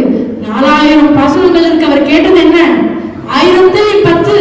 அந்த 10 பாசுரம், அந்த 1000 பாசுரம் கையில கிடைச்சா எனக்கு போதும்னு இருந்தவருக்கு ஜாக்பாட் 4000 பாசுரங்கள் கிடைச்சது. அப்போ இன்னைக்கு நம்ம 12 ஆழ்வார்கள் பேர் சொன்னோம் இல்லையா? பொய்கை ஆழ்வார், பூதத்தாழ்வார், பேயாழ்வார், திருமணிசை ஆழ்வாரினி. அப்படி இந்த 12 பேருக்கும் 12 பேரை கொடுத்தவர், நாமம் கொடுத்தவர் நம்மாழ்வார் நாதமுனிகள். அவர் தான் பேரை கொடுக்கிறார். பார்த்தார், பொய்கை அப்படின்ற ஒரு குலத்துல இருந்து பிறந்தாரா? இவருக்கு பொய்கை ஆழ்வார் மறைஞ்சு போச்சு, எல்லாம் டிஸப்பியர் ஆயிடுச்சு கலியோட தொடக்கத்துல. இவர் தான் ரீக்ரியேட் பண்றாரு எல்லாத்தையும். அப்படி 12 ஆழ்வாருக்கும் 12 பேரை கொடுத்து விடுறார். அப்புறம் பாக்குறார் 4000 பாசுரங்கள். நமக்கு ஒரு 4-5 கொடுத்தாலே இப்படி திருப்பி வச்சாக்க கஷ்டம் இல்லையா? இது எங்க சேர்க்கறது, இது எங்க விடுறது? 4000 பாசுரங்கள் கையில இருக்கு, என்ன பண்றதுன்னு அவருக்கு தெரியல. பார்த்தார், கையில ஃபர்ஸ்ட் அவருக்கு திருப்பல்லாண்டு சிக்கிது. பார்க்கிறார், பல்லாண்டு பல்லாண்டு பல்லாயிரத்தாண்டு பலகோடி 100,000ன்னு பெருமாள் மேல பல்லாண்டு இருக்கு. அப்போ இதுக்கு திருப்பல்லாண்டு பேர் வச்சுடலாம். நல்லா இருக்கு இல்லையா? திருப்பல்லாண்டு நாமகரணம் பண்ணியிருக்காரு. 12 ஆழ்வாருக்கும் 4000 பாசுரங்களுக்கும் திருப்பல்லாண்டுன்னு பத்த வைக்கிறார். அப்புறம் பார்க்கிறார், ஆண்டாளோடதெல்லாம் கிடைக்கிறது. நாச்சியார் உமாதேவியான பெருமாள் தாயார், நாச்சியாருக்கு தாயார், அவளே பாடியிருக்காளா? நாச்சியார் திருமொழி, திருநாக்க ரெஸ்பெக்ட், மொழினாக்க லாங்குவேஜ். அந்த நாச்சியார் தேவியே சொன்னதால அதுக்கு நாச்சியார் திருமொழி. அப்புறம் பார்க்கிறேன், ரொம்ப இன்ட்ரெஸ்டிங்கானது மட்டும் நம்ம சொல்றேன். திருமங்கையாழ்வாரோட பாசுரங்கள் எல்லாம் கிடைக்கிறது. அவர் கொஞ்ச நெஞ்சமா எழுதி வச்சிருக்கார். 1374 பாசுரங்கள் எழுதியிருக்காரு திருமங்கையாழ்வார். 80 திவ்ய தேசத்துக்கு போய் கைங்கரியம் பண்ணியிருக்காரு. அவரோட பாசுரங்கள் கிடைக்கிறது. இப்படி பார்க்கிறார். மடல் அப்படின்னா போயம்னு ஒரு அர்த்தம் உண்டு தமிழ்ல. மடல் மடலா இருக்குன்னா அழகா கவிதையா இருக்கே. பார்த்தேன் கொஞ்சம் சின்னதா இருந்துதான் சிறிய திருமடல் பேர் வச்சுட்டாரு. சிறிய திருமடல். அப்புறம் பார்க்கற கொஞ்சம் பெருசா இருக்கு, ஆனா போயம் ரொம்ப அழகா இருக்கு. பார்த்தேன் பெரிய திருமடல் முடிஞ்சது. அப்புறம் பார்க்கறாரு, அப்புறம் தண்டகன்னா டக டக டக டகன்னு ஓடுவது.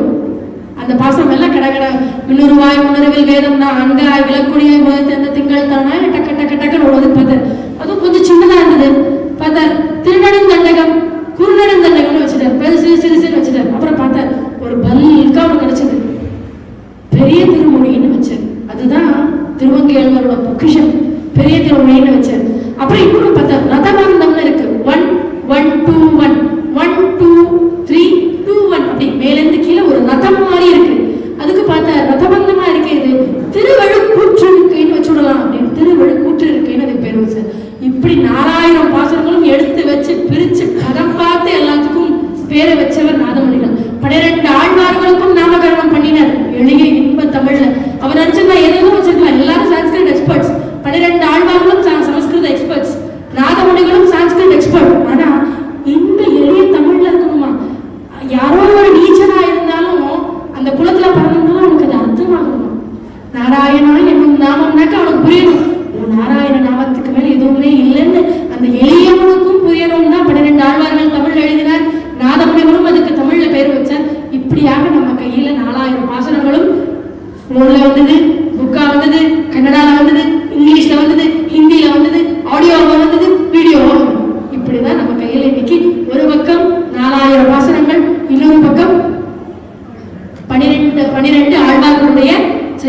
திருநாமம் எல்லாம் இப்படிதான் நம்ம கைக்கு கிடைச்சது. பொதுவாக quality time and quality learning அப்படின்னு ஒரு சென்டென்ஸ் இருக்கு. என்ன அப்படின்னா, கரெக்டான நேரத்துல கரெக்டான விஷயங்களை அந்த சாறு மாதிரி எடுத்துக்கணும். அதுக்கு பூர்வ பீட்டிக்கு ரொம்ப முக்கியம். ஏதோ எங்கிருந்தா வந்தது ஏதோன்னு சொல்லிட்டு போயிடலாம். ஆழ்வார்கள்னா 2 டெபினிஷன் நமக்கு ஆச்சு. 10 பேரா இருந்தா 12 ஆனா அது புரிஞ்சது. இது நம்ம கைக்கு எப்படி வந்தது? கலியுகத்துல எல்லாம் காணாம போச்சு, ஆனா திரும்ப கொண்டு வந்தவர் நாதமுடிகள். அந்த ஆத்தென்டிசிட்டி நமக்கு என்னைக்குமே இருக்கணும். ஏதோ ஆழ்வார் யூடியூப்ல போட்ட 14 நிமிஷம் ஆடியோ கேட்டுட்டே என் வேலையை பார்த்தேன் இல்லை. இந்த ஆத்தென்டிசிட்டி இஸ் வெரி இம்பார்ட்டன்ட். இது வரைக்கும் இதுதான் நம்ம ஆழ்வார்களுடைய இன்ட்ரடக்ஷன். இப்போ இது வரைக்கும் நம்ம நீங்க டைம் பார்த்து சொல்லுங்க. முதல் ஆழ்வார் உள்ள போறோம். 12 ஆழ்வார்கள் நம்ம கொடுத்த டைம்ல ஆகுமா அப்படின்னா கண்டிப்பா வேணும். ஆனா இப்போ ஒரு கொஸ்டின் இருக்கு எனக்கு உங்ககிட்ட. பாரி கஷ்டப்பட்டு பாரி மரியாதை இருந்து எல்லாம் பண்ணி படவா இருந்து ரொம்ப ரிச்சாகி இருக்கிறனோட ஹிஸ்டரி இன்ஸ்பைரிங்கா இருக்குமா நமக்கு? தாயா தோப்பினாலும் born in a silver spoon, பசங்களும் born in a silver spoon. அவா ஹிஸ்டரி நமக்கு இன்ஸ்பைரிங்கா இருக்குமா? பாரி லைஃப்ல கஷ்டப்பட்டு அடிபட்டு மிதிப்பட்டு கஷ்டப்பட்டு மேல வந்து 4 பேருக்கு தர்மம் பண்றவன் ஹிஸ்டரி தானே நமக்கு இன்ஸ்பைரிங்கா இருக்கும். அப்படி இந்த 12 ஆழ்வார்கள்ல கொஞ்சம் பெருமாள் ரொம்ப கஷ்டம் கொடுத்து ரியலைஸ் பண்ணி ஒரு பெரிய வலை போட்டு பிடிச்சி ஒரு 4 பேர் எடுத்திருக்கார். அந்த 4 பேரோட ஹிஸ்டரி நம்ம இன்னைக்கு பார்க்கலாம். அதுல முதல் ஆழ்வார் திருப்பான் ஆழ்வார். பொதுவாக நமக்கு இந்த ஒரு பிரின்சிபல் ஞாபகம் வச்சுக்கணும். ஒரு இடத்துல பிறக்கிற, ஏதோ ஒரு தப்போ ஏதோ ஒன்று பண்ற, பெருமாள் வர ரியலைசேஷன் கொடுக்குற, அப்புறம் அவர் என்ன ஆகிறார்? ஆழ்வார் ஆகிறார். இதுதான் எல்லா ஆழ்வாருக்கும் பிரின்சிபல். அப்போ திருப்பான் ஆழ்வார் பத்தி நம்ம பார்க்க போறோம். இவரோட லைஃப்ல காவேரி தான் பெரிய சேஞ்சை கொண்டு வந்திருக்கு அப்படின்னு நம்ப முடியறதா இருக்காது. நம்ம கர்நாடகால பிறந்து தமிழ்நாடுக்கு சொல்லுவாங்க, கர்நாடகால பிறந்து தமிழ்நாடுக்கு வாக்கப்பட்டாங்க காவேரி இல்லையா? கங்கையில் புனிதமாய காவிரி நடுவு பாட்டு பொங்குநீர் பறந்து பாயும் சூழ்புணில் அரங்கன் தங்குள் பூங்குழில் அரங்கன் தன்னுள் எங்கள்மா இறைவனீசன் கிடந்ததோர் கிடத்தை கண்டு எங்கனம் மறந்து வாழ்வேன் ஏழையே ஏழையேனேன் திருமாலையில தொண்டரடி பொடியாளர் காவேரியோட ஏற்றத்தை பாடியிருக்க. ஏற்றம் அப்படின்னா அந்த ஹெம்மையை பாடியிருக்க. கங்கையில் புனிதமாய புனிதவதி யாரு? கங்கா மாதா தானே? அப்படிதானே நம்ம வாசிச்சிருக்கோம். ஆனா தொண்டரடி பொடியாளர் கங்கையில் புனிதமாயன்னு சொல்லியிருக்காரு. ஏன்னா ரங்கநாதன் ஒரு ப்ராமிஸ் பண்ணி கொடுத்துருக்காரா காவேரிக்கு. காவேரி நீ எங்கெல்லாம் ஓடுறியோ காவேரி, நான் அங்க சயனம் பண்ணிப்பேன். நீ என் மேல தாவி தவழ்ந்து விளையாடிதான் நீ ஓடுவ. ஏன்னா காவேரி கொஞ்சம் காம்ப்ளெக்ஸ் இஷ்யூ வந்துடுதான். கங்கைனா எல்லாம் பெரியவன் ஒன்றும் இல்லை, எல்லாரும் பிரம்மா சேவைக்கு போயிருக்கா. எல்லா நதிகளும் கோதாவரி காவேரி நர்மதா சிந்து எல்லாம் போயிருக்கா. பிரம்மா காவேரியை மாத்து பார்த்துட்டு நமஸ்தேன்னு போயிட்டான். சாரி, கங்கையை பார்த்துட்டு நமஸ்தேன்னு போயிட்டான். மித்த நதிக்கெல்லாம் ப்ராப்ளம் ஆல பாருவோம் போயிட்டான். ஆனா காவேரிக்கு கொஞ்சம் கோபம். நான் மாத்திரம் என்ன குறைஞ்சல? பிரம்மா எனக்கு ஏன் கிரீட்டிங்ஸ் கொடுக்கல, என்னையே கண்டுக்கல? அப்ப பெருமாள் ஸ்ரீ விஷ்ணுவை நோக்கி தபஸ் பண்றான். இதெல்லாம் எதுக்கு அப்படின்னா அதோட புனிதத்தன்மையை நம்ம புரிஞ்சுக்கணும். நீ இப்போ காவேரிக்கு ஒரு ப்ராமிஸ் இது பண்ணி கொடுத்துடுறார் ரங்கநாதனே. வந்து நான் நீ எங்கெல்லாம் ஓடுறியோ அங்கெல்லாம் நான் வந்து படுத்துப்பேன். நீ என் மேல தாவி தவழ்ந்துதான் நீ ஓடுவ காவேரின்னு ப்ராமிஸ் பண்ணாரா. நீங்க எங்கனாலும் பாருங்க, காவேரி எங்கனாலும் எடுக்கும். ஸ்ரீரங்கப்பட்டினம் காவேரி இருக்கானா? அரங்கநாதன் இருக்கானா? கோவில் பக்கத்துலேயே ஸ்ரீரங்கம் போகும், காவேரி இருக்காரா? ரங்கநாதன் இருக்கானா?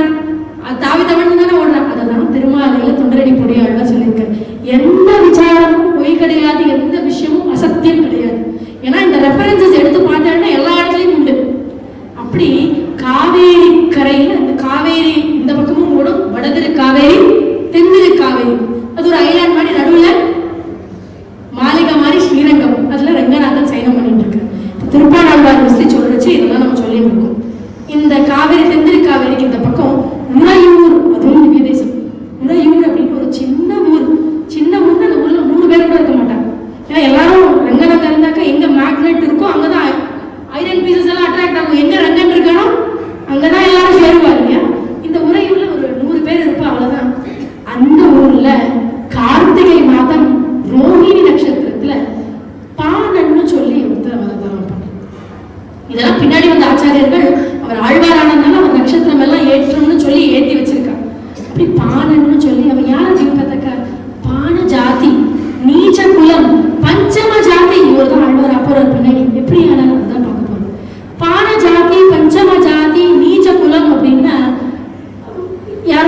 போவாளா, தொழுவாளா, பேசுவாளா, பாடுவாளா கூட உட்காந்து அந்த ஊருக்கு, அந்த உறையூருக்கே யாரும் போக மாட்டாங்க. ஏன்னா பஞ்சம ஜாதியில இருக்கிறவங்க எல்லாம் அங்க ஜாஸ்தி இருக்குன்னு யாரும் போறதே இல்லை. ஆனா அந்த கூட்டத்துக்கு மத்தியில ஒரு ரத்தினம் பல பல பலன்னு மின்னி இருக்கு. அது அரங்கன் கண்ணை கவர்ந்துருக்கு அங்க இருந்து. அதுதான் பாணர். அவரோட ரொட்டீன் என்னன்னா, தினமும் காலையில எழுந்து பாராம், 12 திருமணம் அவரே சாத்திப்பாராம். ஒரு பாவம் பெருமாளுக்கு திருமணம் அவர்கிட்ட இருக்காரு, அவருக்கு எதுவுமே தெரியாது.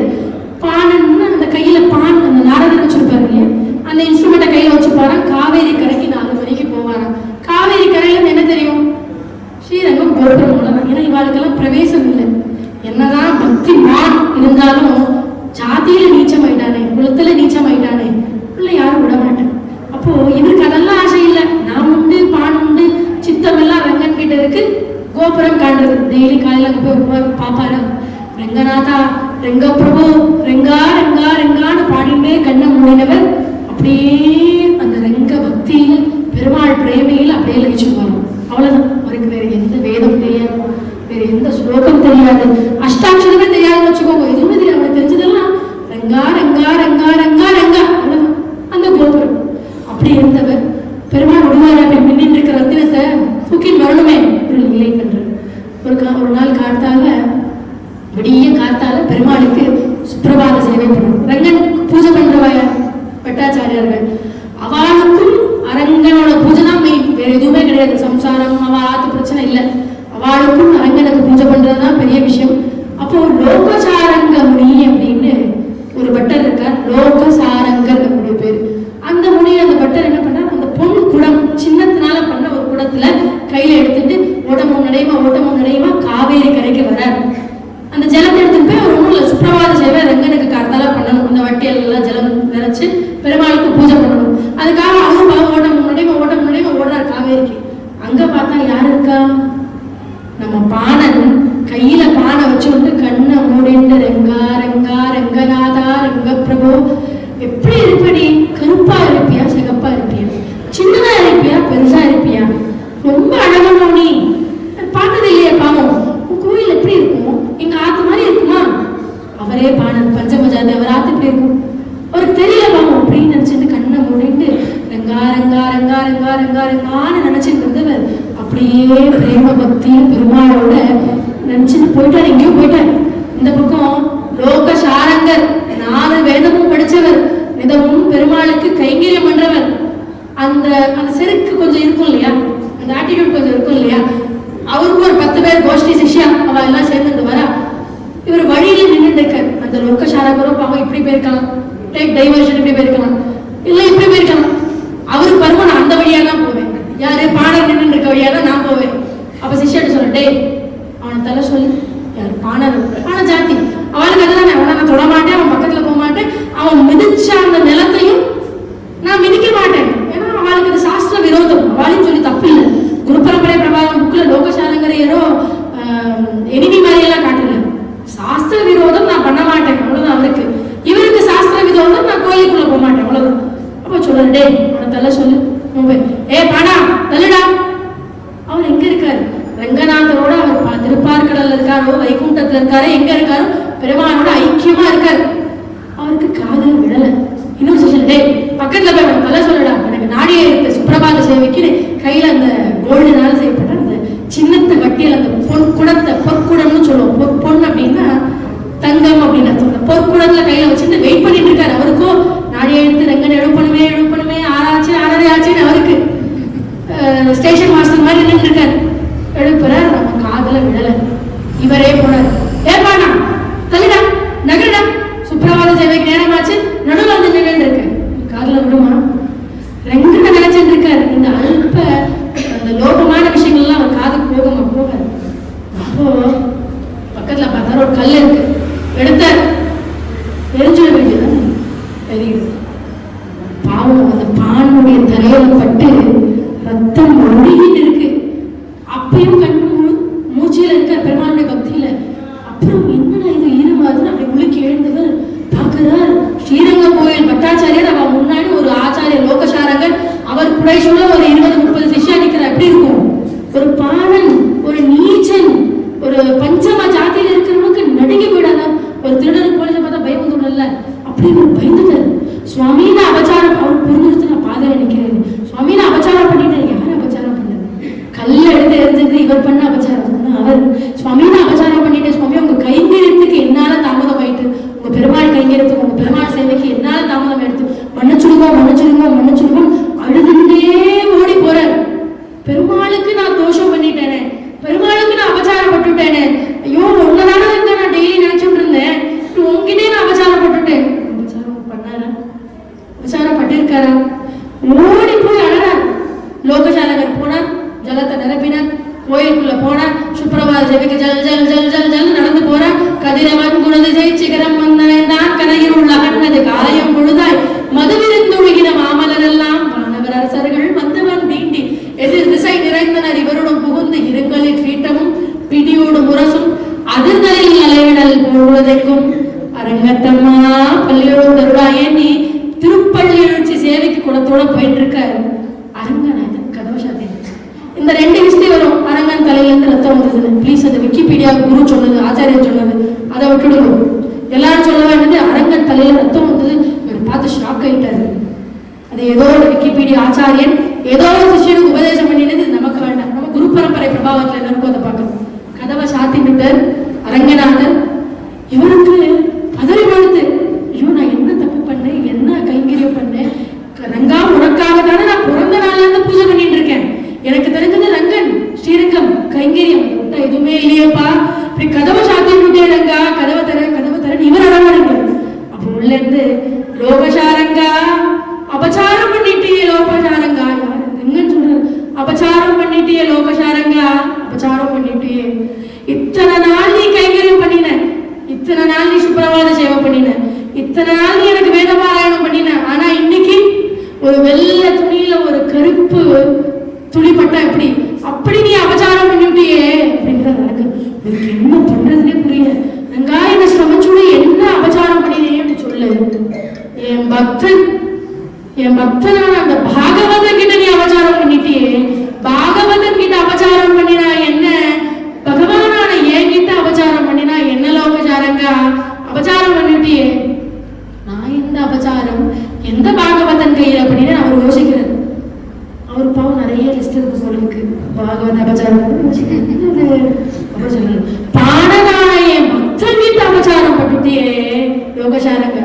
இவர் பார்த்தா ஐயோ கண்ணு எரிஞ்சு ரத்தம் வெங்காயத்தை மன்னிச்சுடு அங்கேயே சாஷ்டாங்கமா சேவிக்கிறார். இதுக்கு நீ என்ன பிராயச்சித்தம் சொல்றியோ அதை நான் பண்றேன், அதை நான் பண்ணியே பண்றேன் ரங்காங்கிற.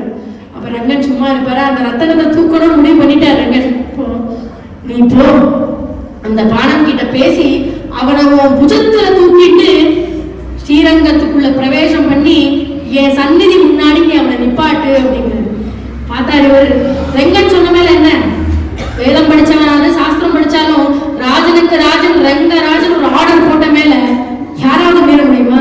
வேஷ்டி ஒரு கையில தூக்கி பிடிச்சுக்கிறார், பொற்குடத்தை கீழே வைக்கிறார், ஓடுறார். அதுக்கு முன்னாடி அந்த மிடுக்கு என்ன, 30 சிஷ்யா என்ன, காவேரிக்கு நடை என்ன, அந்த ராஜபோகம் என்ன, அப்படி போனவர் இப்ப அப்படி போறாரு, வேஷ்டி ஒரு கையில பிடிச்சுட்டு ஓடுறார். பானன் எங்கேன்னு போயிட்டாக்க என்ன பண்றதோ ஊர் பேர் தெரியாது, அட்ரஸ் பிடிச்சிட்டு ஓடுறார். அந்த காவேரி கரைக்கு போறார். எல்லாருக்கும் பானனை பாத்தீங்களான்னு கேட்கிறார். ஒரு மூலையில உட்கார்ந்து இன்னும் எழுதிட்டு இருக்கார், ரத்தம் கொட்டிட்டு இருக்க. அவருக்கு ஒரு பக்கம் தெரியல, ரெங்கன் கிட்ட அபச்சாரம் போட்டுட்டேனே நான் போறார். ஐயோ சுவாமின்னு சேவிக்கிறார். எந்த வாய் ஏன் பானா தள்ளி போயின்னு சொன்னதோ அந்த வாய் சுவாமின்னு விழுந்தார் காலில். ரெங்கன் சொன்ன மேல அவர் செலிபிரிட்டி தானே, காலில் விழுறார், சேவிக்கிறார். ஐயோ சுவாமி நான் தான் விடணும், நான் தான் உங்ககிட்ட அபச்சாரப்பட்டேன். அப்போ 2 பேருக்கு கான்வர்சேஷன் ஆகுது. அப்ப சொல்றாரு, ரெங்கநாதன் உன்ன ஸ்ரீரங்கத்துக்குள்ள அடைச்சப்ப அவர் காதல விழல, அவருக்கு அந்த அபச்சாரப்பட்டுட்டு ரங்கன் கிட்டே இருக்கு. இன்னும் அந்த மனசு அந்த சின்ன கோழி குஞ்சு மாதிரி அடிச்சுட்டு இருக்கு அவருக்குள்ள. சுவாமி என்ன சொன்ன, ஸ்ரீரங்கம் ரெங்கநாதன் உன்ன ஸ்ரீரங்கத்துக்குள்ள பிரவேசம் பண்ண சொல்லியிருக்கான் வா அப்படிங்கிறது. இவருக்கு ஒரு பக்கம் பயம், நான் கீழ் ஜாதி சுவாமி, நான் ஏழை சுவாமி, நான் பஞ்சம ஜாதி சுவாமி, நான் பானன் சுவாமி, நான் வரக்கூடாது சுவாமி, அது சாஸ்திர விரோத சுவாமி, நீங்க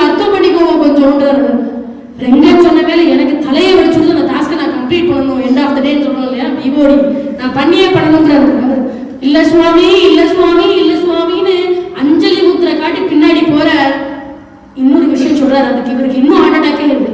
என் தோல் மேல உன்னை தூக்கி வச்சுட்டு வர சொல்லியிருக்காரு அரங்கன்ற பாணருக்கு அப்பயே மூச்சே ஆயிடுறாரு அந்த இடத்துல. அப்புறம் சுவாமி நான் எப்படி வர முடியும், நீ வந்தே வரணும். அவர் ஓடுறாரு, இவர் துறந்துறாரு. சுவாமி என் பாதம் படக்கூடாது சுவாமி, உங்க ஊருக்குள்ள உங்களுக்கு புரியாது சுவாமி, நான் பாணன் சுவாமி, நான் கீழ்ஜாதி சுவாமி, உங்களுக்கு புரியாதுன்றார். அப்புறம் நீ வந்தே வரணும்னு குண்டு கட்டா தலை உள்ள விட்டு தூக்குறார். ஆபாத சூட மனுகோய ஹரிச்சயானம் மத்தியே கவேர துவித்து புகிதாந்தராத்மா அதிருஷ்டதாம் நயனயோர் விஷயாந்தரானம் யோனிஷ்டிகாய முனிவை முனிவாகனன் துவம். காட்டவே கண்ட பாதம் கமலம் நல்லாடை முந்தி தேட்டரும் உதரபந்தம் திருமார்பு கண்டம் செவ்வாய் வாட்டமில் கண்கள் மேனி முனி ஏறி தனி புகுந்து பாட்டினால் கண்டு வாழும் பாணத்தால் பழவினோமே நீ தூக்கி உட்கார வைக்கிறார். முதல் ஸ்ரீரங்க பிரவேசம். அவர் முதலா ஸ்ரீரங்கத்துக்குள்ள போறார். ஆனா ஸ்ரீரங்கத்தை பார்த்ததில்லைன்னு ஒரு ஆசை அவருக்குள்ள உண்டு. ரெங்கன் விடுவானா, ஏறி உட்காந்துச்சு ஸ்ரீரங்கத்தையே நீ சுத்தி காட்டணும்னு சொல்லியிருக்காரு. இப்ப நம்ம எல்லாம் ஒரு பிஎம் பங்களா கூட அப்படி இருக்கும், நமக்கு பிஎம் இன்விடேஷன்ல போன அப்படி இருக்கும். அப்படி அவருக்கு ரங்கநாதன் ராஜனுக்கு ராஜன் அழைச்சிட்டா, இன்விடேஷன் கொடுத்தாச்சு. டைரக்டா சந்நிதிக்கு கூட்டிட்டு மாதிரி இல்ல, ஒரு தோல்ல உட்காந்துச்சு ஸ்ரீரங்கம் முழுக்க சுத்தி சுத்தி சுத்தி ராஜ வீதி கோபுர வீதி எல்லாம் சுத்தி சந்நிதிக்கு முன்னாடி அவனை நிப்பாட்டுன்னு கட்டளை. பாருங்க, ஒரு பஞ்சம ஜாதி கீழ் ஜாதி பாணனுக்கு 4 வேதமும் படிச்சு அபியாசமான ஒரு வேத பிரான் தோல் மேல பாக்கியம். அவன் நினைச்சான்னா கீழே இருக்கிறவால மேல தூக்கி வைப்பான். தூய்மையான பக்தி, எளிமையான பிரேம.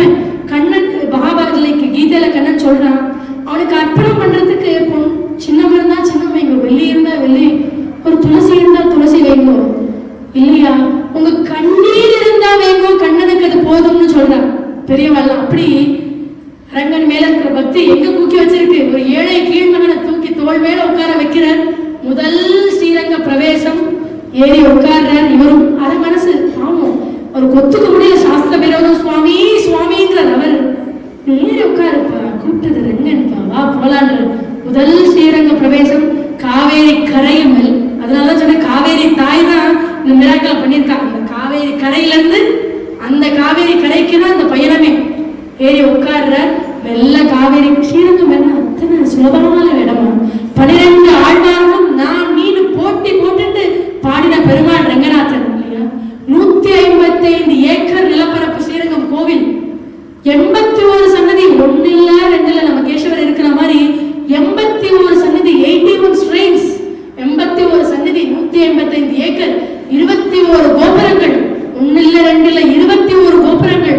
இது எல்லாத்தையும் வலம் வர என்னென்னலாம் வலம் வரார் அப்படின்னு ஒரு லிஸ்ட் இருக்கு.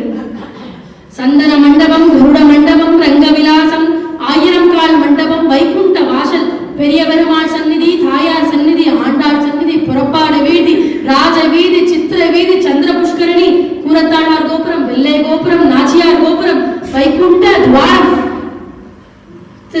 திருமண தூண்கள். இதுக்கெல்லாம் மேல ஸ்ரீரங்கத்துக்கு ரொம்ப ஸ்பெஷாலிட்டி என்ன அப்படின்னா பிரணவாகார விமானம். பிரணவாகார விமானம் ஸ்ரீரங்கத்துல மட்டும்தான் இருக்கு. அதுதான் பிரம்மா அயோத்தி மன்னன் யாரு ராமனை கொடுத்தார். ராமன் விபீஷணனுக்கு கொடுத்தார், கிஃப்டா எடுத்துட்டு போகணும். இன்னைக்கும் மாதைகளில ஒரு ஆகலையும் அந்த போட்டோ இருக்கிறது நான் பார்த்து அது ஒரு பாசனமே இருக்கு.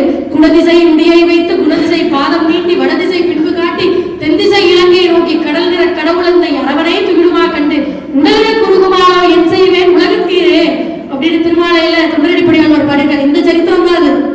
பிரம்மா ராமனுக்கு கொடுத்தார். ராமன் அந்த பிரணவாகார விமானம், மூலவர், உற்சவர் எல்லாத்தையும் ராமன் கொடுத்தார், தானம் பண்ணிட்டார் விபீஷணனுக்கு. விபீஷணன் எடுத்துட்டு வர தமிழ்நாடை கிராஸ் பண்றார். சந்தியாவந்தனம் பண்ற காலம் எடுத்து வைக்கிறார். காவேரி கரையில வைக்கிறார். சந்தியாவந்தனம் பண்றார். தூக்குறார். பெருமாள் நல்ல பெருமாள், இன்னும் ஜோரம் நல்ல பெருமாள் சொல்லிட்டார். நான் இங்க இருந்தே லங்காபுரிய பாத்துக்கிற விபீஷணா, நான் ஸ்ரீரங்கத்துல தாண்டா இருக்க இஷ்டப்படுறேன். இப்போ அப்படிதான் அந்த பிரணவாகார விமானத்துக்கு ஏற்றம். இப்படி இத்தனை கோபுரங்கள், வைகுண்ட துவாரம், சித்திர வீதி, ராஜ வீதி, புறப்பாடு வீதி, 81 சன்னதிகள், 21 கோபுரங்கள். இப்படி தோல்ல தூக்கி வச்சு முடிவாகனா நம்ம ஏழை கீழ்மகன் பாணன் வேதம் படிச்சவர் மேல உட்கார்ந்து இருக்க. சுத்தி வர பெருமாள் முன்னாடி நிப்பாட்டு. பெருமாள் முன்னாடி அவர் எதுக்காக காத்துட்டு இருந்தார்? அந்த ரங்கநாதனை ஒரு தடவை பார்த்துட மாட்டேன். அவன் கருப்பா சிவப்பா நீளமா பெருசா நெட்டையா குட்டையா எனக்கு எதுவுமே தெரியாது. பார்த்தாக்கா திருவடியிலேருந்து திருமுடி வரைக்கும் பார்க்கிற பாக்கியம். ஏழை கீழ்மகன் பஞ்சமா ஜாதி பாணன் இருந்தால் என்ன ரெங்க பக்தி பெருமாள் பிரேம எங்க கொண்டு வந்து நிப்பாட்டி இருக்கு. மேல உட்கார்ந்து இருக்கார், கையில வச்சுட்டு இருக்கார். இப்போ பாட ஆரம்பிச்சதுதான் அமலநாதி பிரான். பெருமாளை பார்க்கிறார். அமலநாதி பிரான் அடியாருக்கு என்னை ஆட்படுத்த விமலன் விண்ணவர் கோர் விளையார் பொழில் வேங்கடவன் நிமலன் நின்மலன் நீதி வானவன் நீழ்வதில் அரங்கத்தம்மா திருக்கமல பாதம் வந்து என் கண்ணோடு முக்கியது ஏற்படுறார். உன் திருப்பாதத்தை பார்த்தேனே ரெங்கநாதா, அதுக்கு மேல ஏதாவது எனக்கு வேணுமா? அதுக்கு மேல ஏதாவது உண்டா எனக்கு? அந்த திருப்பாதம் என் கண்ணுக்குள்ள வச்சுக்கிறேன் நான் அப்படிங்கிறது. அப்படி திருவடியிலிருந்து திருமுடி வரைக்கும் பாடினதுதான் அமலநாதி பிரான். 10 பாசுரங்கள். உவந்த உள்ளத்தனாய் உலகமலத்தில் அன்னமுட நிவழ்ந்த நீள்முடிய நண்டு நேர்ந்த நிசாசரை கவர்ந்த வெங்கனை காகுத்தன் கடியார் குடில் அரங்கத்தம்மா அரை சிவந்த ஆடையின் மேல் சென்றதாம் என் சிந்தனையே. பாதத்துக்கு மேல என்ன பல பல பலன் பறக்கிற பட்டு பீதாம்பரம் அதை கட்டிட்டு இருக்க. அந்த இடுப்பு கொஞ்சம் டைட்டா கட்டினார் போடுற பெருமாள் செவந்து போயிடும். அரை சிவந்த ஆடையின் மேல் சென்றதாம் என் சிந்தனையே. 2வது பாசுரம் பெருமாளுடைய பட்டு பீதாம்பரத்தை பாடினார். அப்புறம் 3வது பாசுரம் கப்புள்ள பாடுறார். மந்திவாய் வடவேங்கட மாமலை வானவர்கள் சந்தி செய்ய நின்றான் அரங்க தலைவினலையான் அந்தி போல் நிறத்தாடையும் அதன் மேல் அயனை படைத்ததோர் எழில் அப்படின்னா உந்தி மேல் அப்படின்னா தொப்புள் மேல ஒரு தாமரையா, அந்த தாமரை கமலம், அந்த கமல புஷ்பத்துக்கு மேல ஒரு பிரம்மா. அப்படி பெருமாளுடைய உந்தி அந்த தொப்புளை வர்ணிக்கிறார். அப்புறம் மேல வர அப்படியே பாசுரம் போயிட்டே இருக்கு. சத்துரமாபதல் சூழ் இலங்கை கிழவன் தலைப்பத்துதிர ஓட்டி ஓர் வெங்கனை உய்த்தவன் ஓதவண்ணன் மதுரமா வண்டு பாட மாமகிலார் அரங்கத்தம்மா அப்படின்னு பெருமாளுடைய ஹிருதயத்தில் இருக்கக்கூடிய மகாலட்சுமியை வர்ணிக்கிறார். மேல போற பெருமாளுடைய கழுத்தை பார்க்கிறார். அத்தனை அழகா இருக்கு. அதுக்கு ஒரு பாசுரம். அந்த கழுத்து தொண்டை குழி இருக்கு இல்லையா, அந்த மணி, அதை பார்க்கிறார். இத்தனை அழகா இருக்கு. அதுக்கு ஒரு பாசுரம் கொடுக்கிறார். இன்னும் மேல வர பெருமாளுடைய துட்டி, அது இத்தனை அழகா இருக்கு.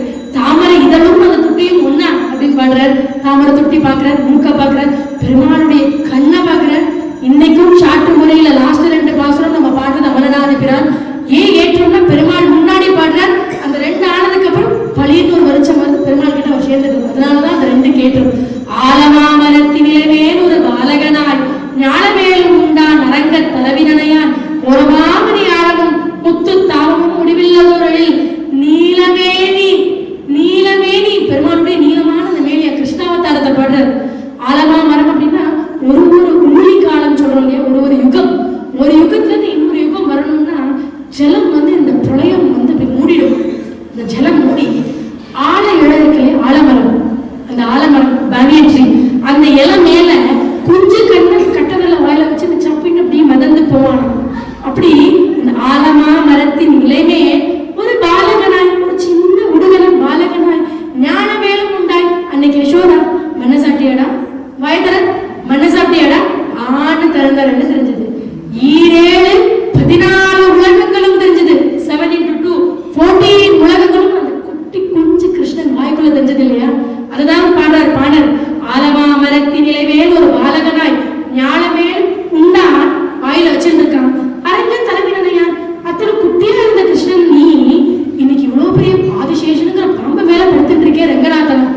அரங்கத்து அரவின் அணையான் அந்தி போல் நிறத்தா கோலமாமணி ஆரம்பம் முத்துத்தாவும் முடிவில்லதோர் எழில் பாக்குற பட்டு பீதாம்பரம் பறக்கிறது. கையில முத்து மாலை ரத்தன மாலை எல்லாம் அவ்வளவு அழகா இருக்கு. இது ஒரு எண்டு இருக்கா? இப்படி கீழ இருந்து மேல பாக்குறேன், மேல இருந்து கீழே பாக்குறேன், திரும்ப கீழ இருந்து மேல பாக்குறேன், மேல இருந்து கீழே பாக்குறேன். முடிவில்லதோர் எழில், இந்த அழகுக்கு ஒரு எண்டு இருக்கா? இல்லவே இல்லையே. அப்போ நீலமேனி பெருமாளுடைய திருவடியிலிருந்து திருமணி வரைக்கும் பாக்குறாரு. நீலமேனின்னு ப்ளூ கலர்ல இருக்கக்கூடிய ஷாமல வர்ணனை சொல்றாரு. நீலமேனி பெருமாள் பாக்குறாரு.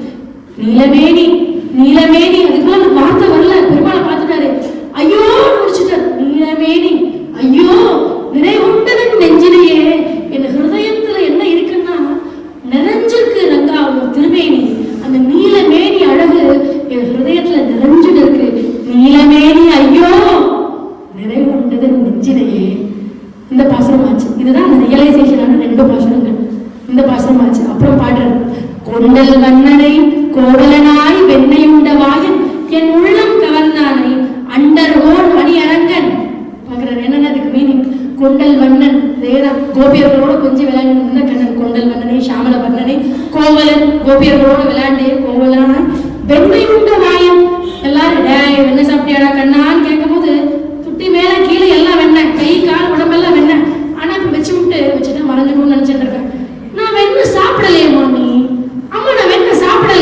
அப்படிமா. வெண்ணெய் உண்ட வாயன் என் உள்ளம் கவர்ந்தானே, என்னை கேப்சர் பண்ணிட்டியே நீ, அந்த பிரேம பக்தியில என்னை அழுத்திட்டியே நீ. கொண்டல் வண்ணனை கோவலனாய் வெண்ணெய் உண்ட வாயன் என் உள்ளம் கவர்ந்தானே.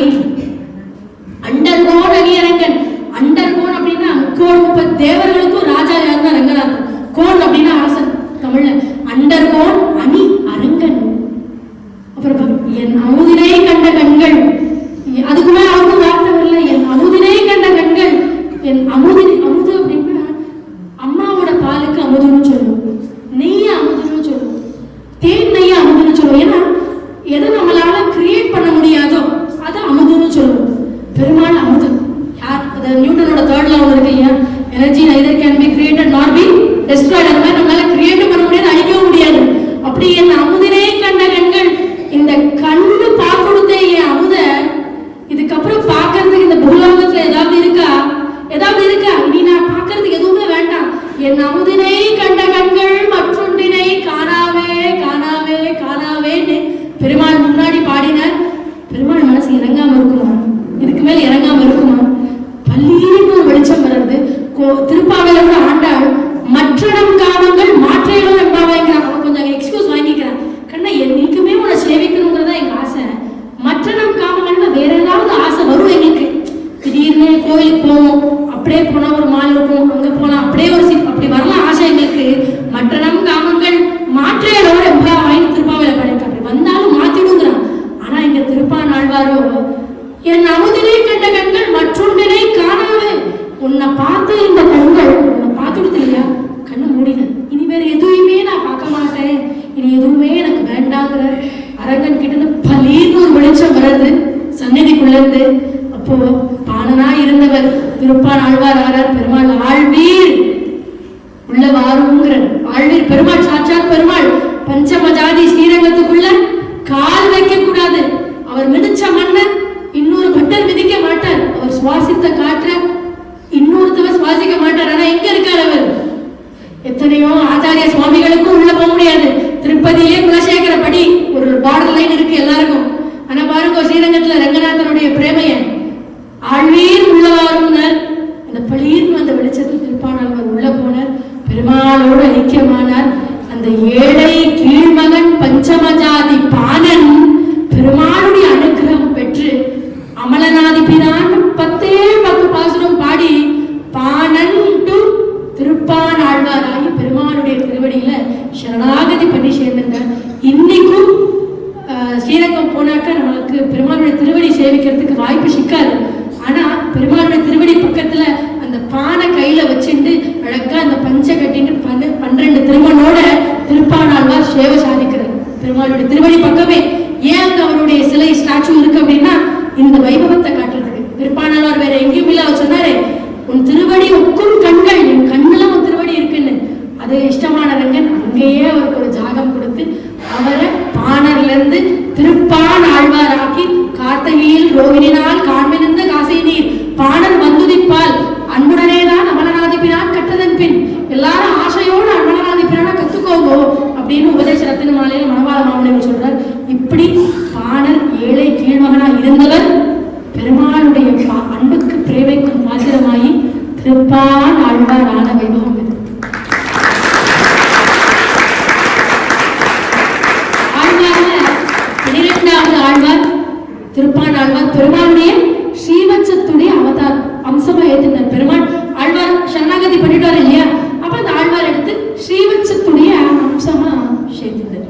இது திருப்பான் ஆழ்வாருடைய சரித்திரம். நெக்ஸ்ட் ஆழ்வார் நம்ம பார்க்க போறோம். ஆழ்வார் இன்ட்ரோடக்ஷன்ல பார்த்தோம், ரொம்ப மெடுக்கானவர், ரொம்ப ஸ்டைலானவர், ரொம்ப அழகானவர். வேற வருது திருமங்கை ஆழ்வார். நேற்று கூட அவரோட இது பார்த்தோம் இல்லையா, வைபவம் பார்த்தோம் இல்லையா. திருமங்கை ஆழ்வார் வாழி பரகாலம் வாழி கழிக்கண்ணி வாழி குறையூர் வாழ்வேந்தன் வாழியரோ மாயோன் வாழ் வழியாய் மந்திரங்கொள் மங்கையர்கோன் தூயோன் சுடர்மான வேல் அப்படின்னு அவருடைய தனியன். ஏன் அவருக்கு தனியன்ல மந்திரங்கொள்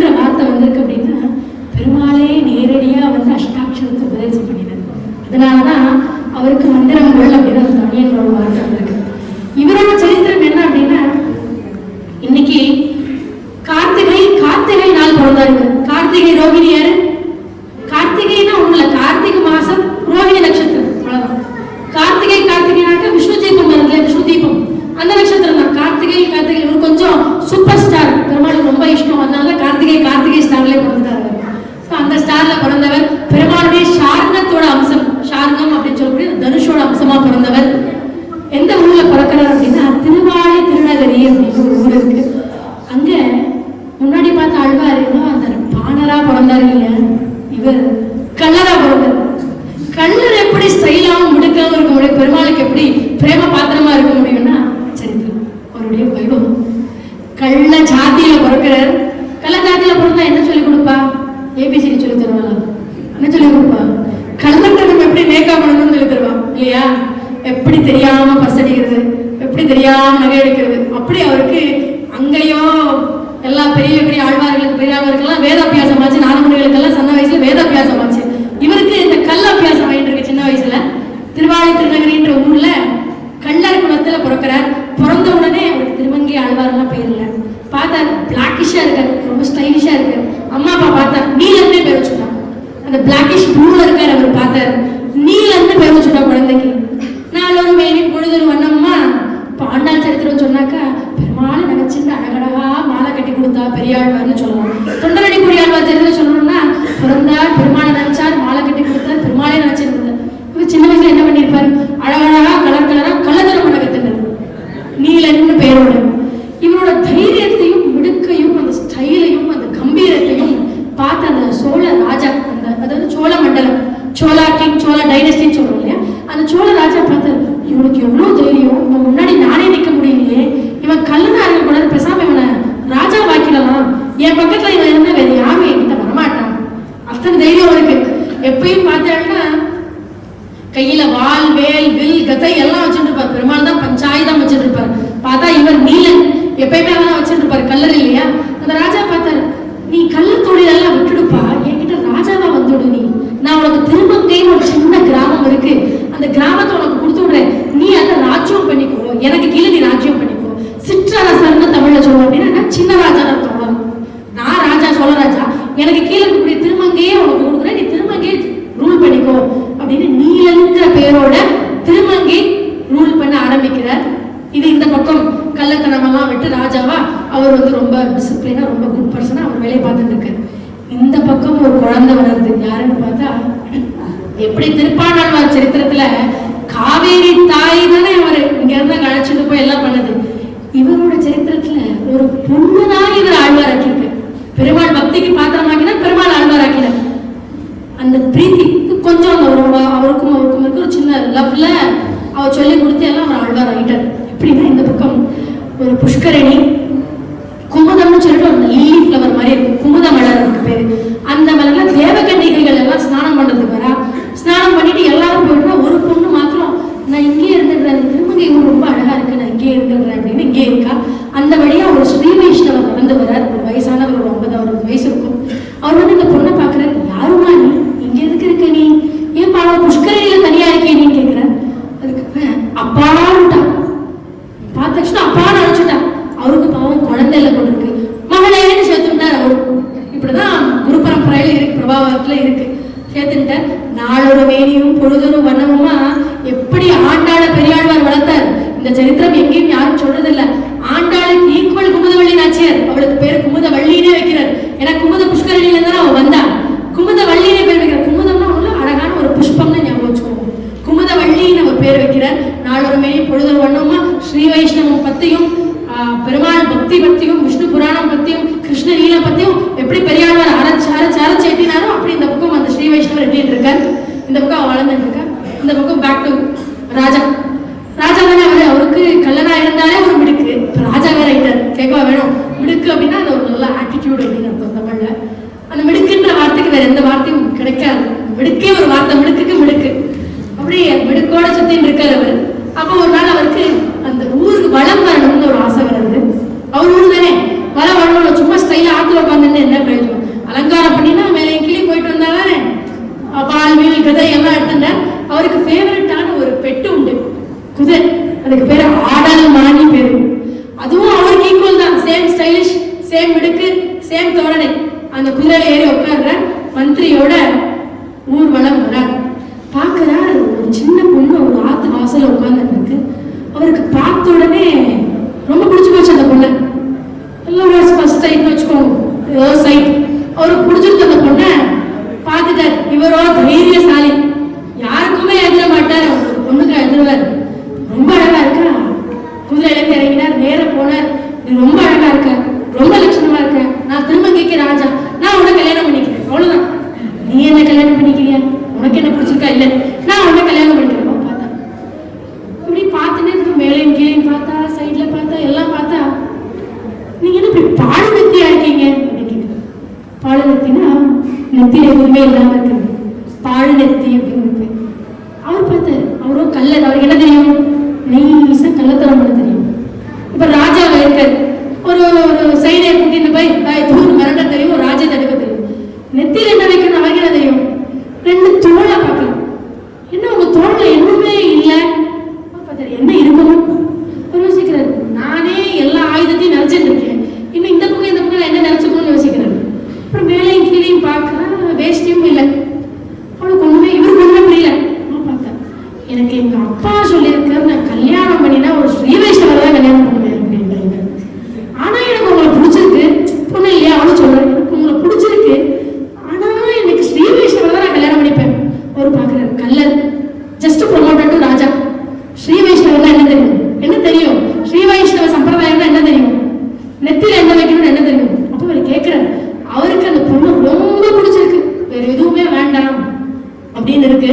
அப்ப அந்த பொண்ணு கிட்ட கேட்கிறாரு, நான் நீ என்னமோ சொல்றியே, அவர் சொல்றதுக்கும் வரல, என்னமோ சொன்னியே, அதை நான் பண்ணி விடுறேன். அவர் எதுவும் நினைச்சுட்டு இருக்கார், நெக்ஸ்ட் டேவே சேரை எடுத்துட்டு போய் இன்னொரு ஊரை அடிச்சு பிடுங்கி வாங்கி வந்து நினைச்சிட்டு இருக்காரு. அவர் ஸ்ரீ வைஷ்ணவ சம்பிரதாயத்தை ஃபாலோ பண்றது அத்தனை சுலபமா என்ன, ஆச்சாரியன் கிட்ட லைன்ல நிக்கணும், நம்ம ஸ்டோன் வந்தோன்னா ஃபர்ஸ்ட் இங்க வாங்கிக்கணும், சுருங்கும் இல்லையா, பின்னாடி போகணும், அப்புறம் இங்க வாங்கிக்கணும். அது சூடா இருக்கோ அரிப்பு இருக்கோ அதெல்லாம் தெரியாது. அவர் ஏதோ ஒரு கேக் வாக்கு நினைச்சிட்டு இருக்காரு, ரொம்ப ஈஸி டாஸ்க் நினைச்சிட்டு, என்ன நீ கொஞ்சம் சொல்லு குமரவல்லி, நான் அதை பண்ணிட்டு உன்னை கல்யாணம் பண்ணிக்கிறேன். அவ பாக்குறான், ஊர் சொல்லிடணும், நீங்க 12 திருமண்டையை சாத்திக்கணும். அவ சொல்றா, உன்னை கல்யாணம் பண்ணிக்கணும்னா திருமங்கை மன்னரே, திருமங்கை ராஜாவே 12 1 இல்ல 2 இல்ல 12 திருமணி கட்டிக்கணும். திருமணம்னா அவ சொல்ற திருமணம் இப்படி இருக்கும், எட்டுக்கணும், அவ்வளவுதானே, எட்டுலாம் ஆச்சு. நெக்ஸ்ட் பஞ்ச சம்ஸ்காரம் பண்ணிக்கணும். பஞ்ச சம்ஸ்காரம்னா அப்படின்னு இருக்கவ 5 சம்ஸ்காரம். என்ன 5 சம்ஸ்காரம்னு கேட்கிறேன். சங்க சக்கர லாஞ்சனம், சங்க சக்கர பொறி இருக்கணும். தாச நாமம், ஆச்சாரியன் கிட்ட இருந்து ஒரு தாச நாமமா வாங்கிக்கிட்ட ஸ்ரீ வைஷ்ணவனுக்கு ஒரு லட்சணம் என்னன்னா அடியேன் தாசன், அப்புறம் அது ராமானுஜ தாசன் ஆச்சு, அதுதான் லட்சணம். 12 திருமணத்துக்கு அந்த பாவம் மனசுல இருக்கணும். எல்லாருக்கும் நான் முன்னாடின்னு போறது இல்லை, நான் கடைசியில் இருந்தாலும் பெருமாள் தீர்த்தம் என தேடி வரும். ஏன்னா நான் தாசன், பெருமாளுடைய தாசன், என் ஆச்சாரியனுக்கு தாசன். அந்த தாச நாமம், அந்த தாச பாவம் இருக்கும். அவர் பார்த்தாரு, ஃபர்ஸ்ட் டாஸ்க்கு சம்மர் ஓகே 12 திருமண், செகண்ட் டாஸ்க்கு கூட ஒரு 2 நிமிஷம் கண்ண மூடிட்டு ஆச்சு. தேர்ட் டாஸ்க் கொஞ்சம் கஷ்டமா இருக்கு, ஏன்னா அவரு ராஜா, கல்லன், ஸ்டைலிஷ் இல்லையா, ஒரு வருமா அது. சரி இவளை கல்யாணம் பண்ணிக்கிறமே, அதுக்கு உண்டு. அப்புறம் பார்த்தா மந்திரோபதேசம் வாங்கணும். அவர் சொல்லுவாங்க வாங்கிக்கணும், அதுதானே நித்தியப்படி அதை சேவிக்கணும். துவயம், அஷ்டாட்சரம், சரமஸ்லோகம் டெய்லி அதை சேவிக்கணும். இவர் கல்யாணம் பண்ணிக்கணுமே, ஆச்சுங்கிறது திருவாராதனை பண்ணணும். திருவாராதனை ஏமா நீ சொன்ன நாளே எனக்கு ஞாபகம் இல்லை, உன்னை கல்யாணம் பண்ணிட்டு நீ சொல்லித்தரதான உட்காந்து பண்ணணும், நீ குழைச்சு கொடு நான் எட்டுக்கிறேன் அப்படி இருக்க ஒரு நிலைமை. சரி ஆச்சு. அப்புறம் இன்னொரு கண்டிஷன் போடுறா, ஸ்ரீ வைஷ்ணவனா நஞ்சம் பண்ணினா ஆச்சு. இன்னொரு கண்டிஷன், டெய்லி 1000 பேருக்கு ததியாராதனை போடணுங்கிற. எங்க போவார் மனுஷன் பாவம், இந்த 5க்கே விழி பிதுங்கி இருக்கும் தமிழ்ல, கண்ணு மொழி 2 வெளியில வந்துருக்குன்னு அர்த்தம் அதுக்கு. அப்படி ஆயிடுது. ததியாராதனைக்கு எங்க போவார், ராஜாவாச்சே கஜானாலாம் இருக்கு, உன் ஆட்சி பண்ணிடலாம் விடு, சைட்ல இன்னொரு பிசினஸ் இருக்கு கலத்தனம் பண்ணுறது, ஆட்சி பண்ணி விடுறேன்ட்டு பார்த்த அவளும் கல்யாணம் பண்ணிக்கிறேன்னு சொல்லிட்டா. இந்த பஞ்ச சம்ஸ்காரம் லாஸ்ட் தான் இருக்கு, நான் பெருமாளை வந்து பண்ணி வைக்கிறேன். ஃபர்ஸ்ட் ஈஸி டாஸ்க் என்ன, 1000 பேருக்கு 1000 ஸ்ரீ வைஷ்ணவர்களுக்கு ததியாராதனை பண்ணணும் தான் அசைன்டு டாஸ்க் இல்லையா. உன் ஆச்சுன்னு மந்திரி கிட்ட சொல்றாரு,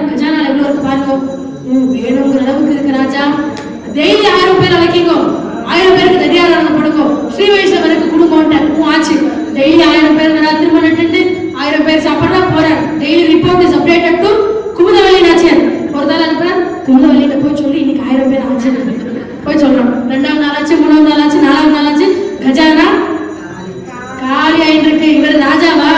சின்ன ராஜா இல்லையா, மேல ராஜாக்கு டாக்ஸ் கட்டணுமே. அந்த சோழ ராஜா வந்தே விட்டான். வந்துட்டு டாக்ஸ் கட்டணும் திருமங்கி, ஞாபகம் இருக்கா?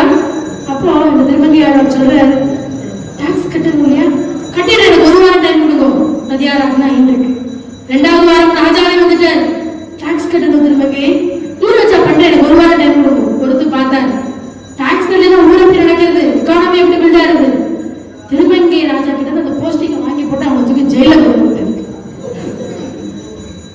கள்ளத்தனமும் பண்ண முடியாது, ராஜாவும் பண்ண முடியாது, நதியாராவும் பண்ண முடியாது, தூக்கி ஜெயில போட்டாச்சு.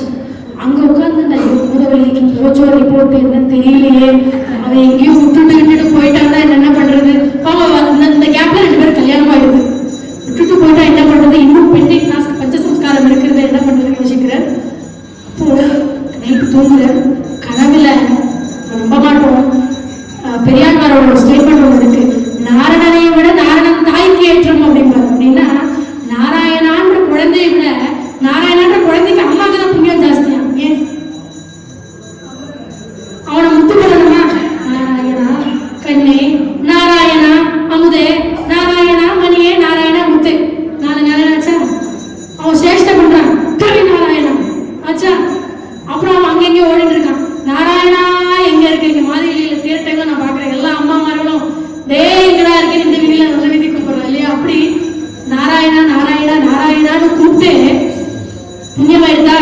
அப்படி தெரிஞ்சோ தெரியாமலோ அத்தனை ஸ்ரீ வைஷ்ணவர்களும் ததியாதாரம் பண்ணிருக்காரு, வயிற்றுக்கு அன்னம் போட்டிருக்காரு.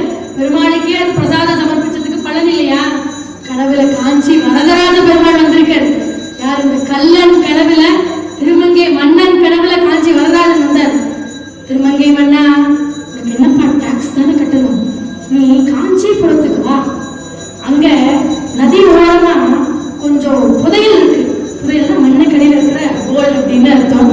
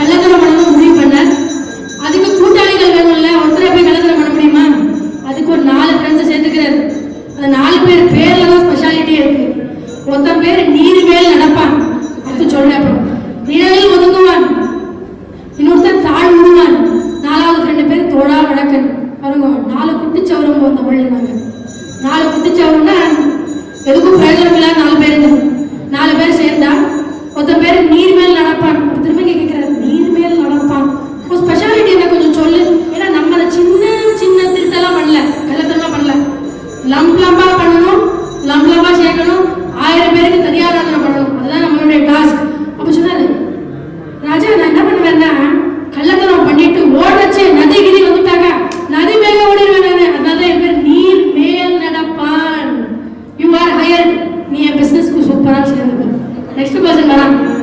அவன் பேரு நிழலில் ஒதுக்குவான். அப்படின்னா என்ன சொல்லுவோம்? ஸ்பெஷாலிட்டி என்ன? நான் கள்ளத்தனம் பண்ணுவேன். திடீர்னு யாருக்கிட்ட சப்போர்ட் கண்டாக்கா எல்லாரும் கல்லா கல்லா கல்லாங்கிறா இல்லையா? நானும் அவரோட சேர்ந்து கல்லா கல்லா கல்லான்னு அந்த ஷேடோவையே அந்த நிழல்லையே ஒதுங்கி நகண்டு போடுவேன். அதனாலதான் என் பேரு நிழலில் ஒதுங்குவான். ஒதுங்கி போடுவேன். மூணாவது தவிர உன் ஸ்பெஷாலிட்டி என்னடா? தாழ்வுவான். அப்படின்னா என்ன ஸ்பெஷல் குவாலிட்டி? நீங்க இவ்வளோ பெரிய பூட்டு போட்டிருந்தாலும் நான் அப்படி ஒரு கம்மியை விட்டு ஊதி அப்படி ஊதியா திறந்து விடுவேன். அதுதான் என் ஸ்பெஷாலிட்டி. தாழ் அப்படின்னா பூட்டு அர்த்தம். தாழ் ஊதுவான். அட்ரஸ் சக்க 3 பேரை சிக்கிட்டான். சேர்ந்துக்கோ. 4வது ஒருத்தவனா அவன் பேரு தோழா வழக்கன். கேட்குறேன் என்ன ஸ்பெஷாலிட்டிப்பா? 3 பேர் கேட்டதே எனக்கு கொஞ்சம் ஜர்க்கா இருக்கு. நீ என்ன சொல்ல போற? தோழா வழக்கன் என் பேர். அப்படின்னா நான் வாதம் பண்ணினாக்கா சுவாமி நான் பண்ணது சரின்னு கள்ளத்தனம் பண்ண ஆத்துக்காரால சொல்லிடுவா. என்ன நீ கள்ளத்தனம் பண்ணது சரிதான், கரெக்ட் கரெக்ட் கரெக்ட் அப்படின்னு ஒத்துடுவா. தோழான்னா தோல்வி அடையாதவன், எங்கேயும் ஜெயம் தான். தோழா வழக்கன். யாரே மேல கேஸ் போட்டாலும் நானே எஸ்கேப் பண்ணிடுவேன். என் சொத்தையில இருக்க வேலை எஸ்கேப் பண்ணிடுவேன். பார்த்தேன் சூப்பர் கேங். 4+1 குதிரை எடுத்தார். இவரோட குதிரை பேரு ஆடல் மாணி. எடுத்தார். 4 பேர் சேர்ந்தா அவன் வந்து அந்த அரங்கம் அந்த காடெல்லாம் எங்க இருக்கோ, அரண்யம் எங்க இருக்கோ அங்கதான் நிறைய பேர் ராத்திரி டிராவல் பண்ணுவாங்க. அங்க போய் ஒளிஞ்சிருந்து போனோம். 4-5 குதிரை, 5 பேர் ஆடல் மாற்ற குதிரையில மேல ஏறி உட்கார்ந்துட்டு டக்குன்னு போவார். போய் திருமணங்கொள்ளைன்னு ஒரு இடத்துல ஒளிஞ்சிட்டு 3 பேர் திருமணங்கொள்ளை. அப்ப பார்த்த தூரத்துல ஒரு திவ்ய தம்பதி, பெருமாளும் தாயாரும். காலில இருந்து தலை வரைக்கும் ஸ்வர்ணம். வேணுமா அவருக்கு? போதாது. அவ 2 பேர் அப்படின்னா அவ பின்னாடி ஒரு கோஷ்டியே வருது. அவள் அப்படிதான் காலில இருந்து தலை வரைக்கும் ஸ்வர்ணம். தூரத்துல இருந்து பார்த்தாக்கா மினு மினு மினுன்னு எல்லோ கலர்ல ஒரு லைட் வருது. பார்த்தாரு சக்க தூக்கிட வேண்டியதா. தூக்கினாக்கா லைட் செட்டில்மெண்ட். குமுதவலி ஹாப்பி. 1000 பேருக்கு நதியால இருந்து பேசிட்டு இருக்காரு. அவ வரா. இவர் குதிரையில போறார். டடக்குன்னு போறார். அந்த கல்யாணமான புது தம்பதி இருக்கா இல்லையா, அவளை குதிரையில 3 தடவை சுத்துறாரு. இதெல்லாம் வைபவத்துல பண்ணுவா. பின்னாடி ஏன் பண்றான்னா இதுதான் காரணம். திருமங்கையாளர் அப்படி சுத்துறார் ஸ்டைலா.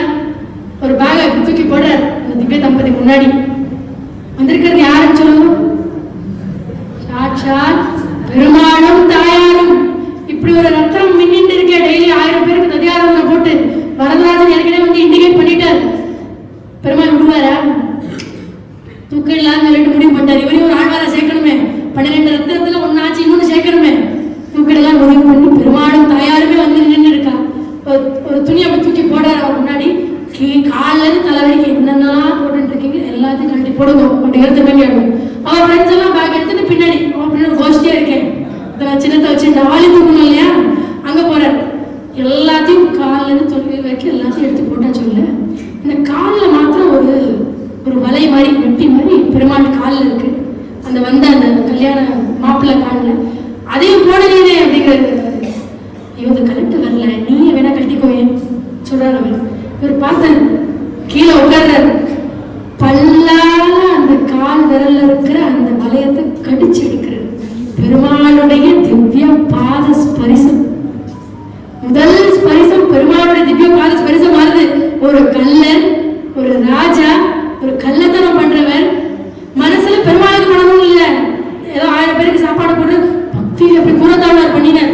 ஸ்ரீ வைஷ்ணவர்களுக்கு நான் தத்தியாரணம் பண்ணணும் ராமானுஜரோட பிரதான சீடர் பண்ணினார். பக்திலாம் இல்ல, குமுதவல்லி சந்தோஷமா 1000 பேருக்கு போடும். குமுதவல்லி கல்யாணம் பண்ணிப்பாளா அப்படி. ஆனா பாருங்க, தெரிஞ்சு பண்ணாரோ தெரியாம பண்ணாரோ பெருமாளை வந்து நிற்கிறார் முன்னாடி. பல்லால கடிக்கிறார். பெருமாள் பார்த்தார். நீ என்ன கலியனோ இல்ல வலியனோன்னு அப்படின்னாக்கா, என்ன பலம் அவனுக்கு, என்ன ஸ்டைல் அவனுக்கு, என்ன மிடுக்கியா அவனுக்கு அப்படின்னா பெருமாள் பல்லல கடிச்சு போட்ட மூட்டையா கட்டினார். எல்லாத்தையும் தூக்குறாரு. வரல. தூக்குறாரு. வரல. 4 பேர் தண்டனை இருக்கீங்களா, நீங்களும் வாங்க தூக்குங்களான். 4+1 5 பேர் தூக்குறாரு. வரல. பாக்குறாரு. நீ ஏதோ மந்திரம் போட்டிருக்கீங்க, ஏதோ மந்திரம் போட்டிருக்கியா, நீ என்ன சொல்லு. ஆமா, அந்த கல்யாண மாப்பிள்ளை மந்திரம் தான் போட்டிருக்கேன். அப்ப சொல்ற மந்திரம் போட்டிருக்கேன், அது எப்படி எடுக்கின்ற மந்திரத்தை சொல்லு, நான் எடுத்துட்டு போயிட்டேன். மந்திரம்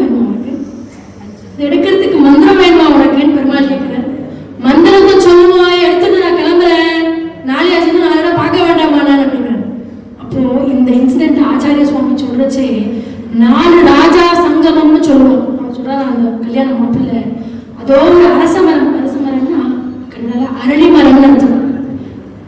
மரங்களுக்கு ராஜா யாருன்னா அரசமரம், அதனால அது பேர் அரசமரம்னே. ராஜனுக்கு ராஜா யாருன்னா பெருமாள், 2வது ராஜா. முதல் ராஜா மரம், 2வது ராஜா பெருமாள். திருமங்கைக்கு ராஜா திருமங்கை மன்னன், 3வது ஆச்சு, 3 ராஜா. 4வது ராஜா யாருன்னா மந்திரங்களுக்கு ராஜா அஷ்டாட்சரம். இந்த 4 ராஜாவும் சங்கமிச்சதா சொல்றான் ஆச்சாரிய சுவாமி சொல்றச்சே. அது ஒவ்வொரு மரம் இருக்கு பாரு, அதுக்கு கீழே நீ மட்டும் வா, உன் காதுல அந்த மந்திரத்தை சொல்றேன், நீ இந்த மூட்டை எடுத்துட்டு போயிடலாம் அப்படிங்கிற. அவர் பார்த்தாரு, வெப்பன் எதுவும் வச்சுருக்கியா, ஆயுதம் எதுவும் வச்சுருக்கியா, செக் பண்ற, எதுவும் இல்லை. 2 பேரும் போறா. மத்திய ராத்திரி, அதனாலதான் இந்த உற்சவம் மத்திய ராத்திரி நடக்குது. மத்திய ராத்திரி அரச மரத்துக்கு கீழே பெருமாள் திருமங்கை மன்னன். பெருமாள் திருவடி ஸ்பரிசமே போதும். ஆனாலும் பாருங்க, பெருமாள் குருவா இருந்து திருமங்கை மன்னன் அந்த கல்லர் மேல கை வச்சு காதோரமா அந்த அஷ்டாட்சரத்தை உபதேசம் பண்ணினார். அந்த அஷ்டாட்சரம் கேட்ட உடனே இவருக்கு கண்ணில் விழுவிழுன்னு ஜலம் கொட்டுறது. என்னன்னே அவனுக்கு புரியல. இதுதான் ரியலைசேஷன். பெருமாள் கை வச்சு யாரா இருந்தாலும் அவன் எங்க வைக்கணும்னு நினைக்கிறானோ அவன் வைக்கிறான். ஓவர் நைட் மிராக்கிள்ங்கிறாங்க. அப்படி அவருக்கு ஒண்ணுமே புரியல. பெருமாள் உபதேசம் பண்ணினால் 4 ராஜா மீட்டிங்கும் ஆச்சு. பெருமாளும் அந்த பக்கம் போயிட்டு அவருக்கு முடியல. இப்போ கள்ளரா இருந்தவர், மன்னனா இருந்தவர் முதல் பெரிய திருமொழியுடைய பாசுரத்தை பாடுறார். அதுதான் நம்மளுடைய மத்தியானமா ராத்திரி பாடுறது. வாடினேன் வாடி வருந்தினேன் மனத்தால் பெருந்துயர் இடுமையில் பிறந்து கூடினேன் கூடி இளையவர் தம்மோடு அவர் தரும் கலவியிலே கருதி ஓடினேன் ஓடி உய்வதோர் பொருளை உணர்வனும் பெரும்பதம் தெரிந்து நாடினேன் நாடி நாடினேன் நாடி நான் கண்டுகொண்டேன் நாராயணா எனும் நாமம்னு பெருமாள் திருவடியில விழுந்து சேவிக்கிறார். அப்போ வந்தது பெருமாளும் திவ்ய தம்பதியா வந்தது பெருமாளும் தாயாரும் அவருக்கு தெரிஞ்சது. அப்போ அந்த பாசுரத்தோட பொருள் என்னன்னா, வாடினேன் வாடி, இந்த வாழ்க்கையில படாத கஷ்டம்னா இல்ல, வாடி போயிட்டு ஒரு செடி எப்படி வாடி போயிருது அப்படி வாடினேன் வாடி வருந்தினேன் மனத்தால். மனசுல கஷ்டப்படுறாருன்னா இப்படி பேரின்பம் பெரிய இன்பம் பெருமாளுக்கு இன்பத்தை விட்டுட்டு அந்த சந்தோஷத்தை விட்டுட்டு குமுதவல்லி வேணும்னு போனேன், கள்ளத்தனம் பண்ணினேன். இந்த ராஜான்ற பதவி நல்லா இருந்தது, அதையும் அதை அனுபவிச்சேன். ஆனா இதுக்கு மேல ஏதாவது இருக்கான்னு எனக்கு இன்னைக்கு காட்டினேன். கூடினேன் கூடி இளையவர்த்தம் கூட அவர்த்தம் கல்வியிலே கருதி, இளைய என்னோட சின்னவா, அவ கூட சேர்ந்தேன், அவ கொடுத்த இன்பத்துல எல்லாம் பகிர்ந்தேன். நான் அப்படி இருந்தேன். நானு ஓடினேன் ஓடி எங்கெங்கேயோ ஓடினேன். எனக்கு வாழ்க்கையோட அர்த்தம் புரியல. ஓடினேன் ஓடினேன் ஓடினேன், எதுக்கு நான் ஜீவனம் பண்றேன்னே அர்த்தம் புரியல.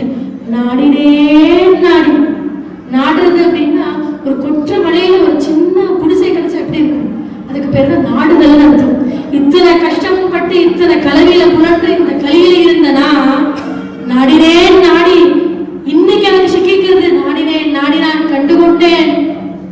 பேர்பட்ட மந்திரம் நாராயணா என்னும் நாமம்னு பெரிய திருமொழியுடைய முதல் பாசுரம். அந்த 1374 பாசுரங்களுக்கும் முதல் பாசுரத்தை பாடி பெருமாள் முன்னாடி சரணாகதி பண்றார். அப்புறம் பார்த்த இந்த இன்பம் எனக்கு எங்க கிடைக்கும், ஒரு தடவை அந்த குஷி அனுபவிச்சுட்டேன். இந்த சந்தோஷம் இது எங்க எனக்கு இந்த இன்பம் கிடைச்சிட்டே இருக்கும், இந்த டேஸ்ட் எனக்கு எங்க எனக்கு கிடைச்சிட்டே இருக்கும் யோசனை பண்ணார். பெருமாள் சாட்சாத் இருக்கக்கூடிய கோவில் அர்ச்சாவதாரம் எங்கெங்கெல்லாம் இருக்கோ அங்கெங்கெல்லாம் பெருமாளுடைய சம்பந்தம் நமக்கு கிடைச்சிட்டே இருக்கும். ஸ்ரீரங்கம் போயிட்டு வந்தாலே நமக்குள்ள ஏதோ ஒரு மாற்றம் இருக்கும். அப்போ அவர் பார்த்தார், பெருமாள் எங்கெங்கெல்லாம் இருக்கலாம் அங்கெங்கெல்லாம் போறேன், பெருமாள் கைங்கரியம் பண்றேன்னு ஆடல் மாற்ற குதிரையில ஏறினார். ஏதோ பக்கத்துல போவார்னு பார்த்தா பத்ரிநாத் போய் நின்று இருக்க. தமிழ்நாடுல இருந்து திருவாழி திருநகரி அங்க இருந்து திருமங்கையில இருந்து எங்க போயிருக்காரு, பத்ரிநாத் போயிட்டார். அங்க இருக்கிற பெருமாளை சேவிச்சார். ஜோஷிமட் போனார், அங்க இருக்கிற பெருமாளை சேவிச்சார். நாராயணர்களை சேவிச்சார். திடீர்னு அவருக்கு தமிழ்நாட்டில் இருக்கிற பெருமாள் கோவிலும் வந்தார், பெருமாளை சேவிச்சார். அப்படி 80 கோயில் பெருமாள் கோயிலுக்கு போய் 1374 பாசுரங்களை மங்களாசாசனம் பண்ணி 80 கோயிலுக்கு ஏன் போனார், பெருமாள் சேவிச்சாரா? அங்க ஒரு மதில் சுவர் இல்லையா, சுவர் கட்டி கொடுத்தார். உற்சவருக்கு பல்லக்கு இல்லையா, பல்லவுக்கு பண்ணி கொடுத்தார். கோயில் ரொம்ப சிதலம் அடைஞ்சிருக்கா, ரீகன்ஸ்ட்ரக்ஷன் பண்ணி கொடுத்தார். அப்படி ஒரு திவ்யதேசமா போய் சீர் பண்ணி 80 திவ்ய தேசத்துக்கு மேல சுத்தி வயசாகி ஸ்ரீரங்கத்துக்கு வரார், பெருமாளை சேவிக்கிறார். அன்னைக்கு கார்த்திகை அவருடைய திருநட்சத்திரம்.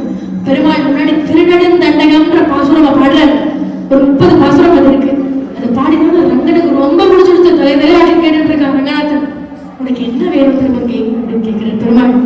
அதுக்கு அப்போ அவர் சொல்றாரு, இந்த திவ்ய பிரபந்தம் என்னைக்கும் அழிஞ்சிடக்கூடாது, என்னைக்கும் சாஸ்வதமா இருக்கும். எப்படி வேதத்துக்கு அனத்தியாயனம் இருக்கு, வேதம் இந்த தேதிகளை சொல்லக்கூடாதுன்னு இருக்கு, அப்படி ஆழ்வார் பாடின திவ்ய பிரபந்தத்துக்கும் அனத்தியாயனம் வேணும், அதுக்கு ஒரு விளக்கு இருக்கணும். அதுக்கு நீ நம்மாழ்வார் பாடினார் இல்லையா திருவாய்மொழி, அந்த திருவாய்மொழியை உட்கார்ந்து 10 நாள் நீ கேட்கணும். ஊர்ல இருக்கக்கூடிய ஆச்சாரிய பட்டர்கள் எல்லாம் அதை வந்து பாராயணம் பண்ணணும். ஊரே உனக்கு முன்னாடி இருக்கணும். அப்போ பிரபந்தம் சேவிக்க கூடாது, ஆத்துல சேவிக்க கூடாது. ஏன்னா எல்லாரும் சேர்ந்து கோவிலுக்கு வந்து பெருமாள் முன்னாடி சேவிக்கிற இன்பம் எப்படிப்பட்ட இன்பம். அப்படி நம்மாழ்வாரோட திருவாய்மொழியை நீ கேட்கணும் 10 நாள். அதுதான் 40 உற்சவத்தை பண்ணி வச்சவர் திருமங்கை ஆழ்வார். கார்த்திகை தொடங்கி தை ஹஸ்தம் வரைக்கும் அத்தியாயன காலம், அத்தியன உற்சவம், திருவாய்மொழி திருநாள் அதுக்கு பேரு. வைகுண்ட ஏகாதசிக்கு அப்புறம் நம்மாழ்வார் பாசனம். நாதமுனிகளும் ஒரு கைங்கரியம் பண்ணினார். ஃபர்ஸ்ட் பார்த்தோமே, இன்னைக்கும் இந்த திவ்ய பிரபந்தம் அழிஞ்சிடக்கூடாதுன்னு பகல் 10 நாள் மத்த ஆழ்வார்கள் பாடின 11 ஆழ்வார்கள் பாடினதெல்லாம் பெருமாள் கேட்கட்டும்.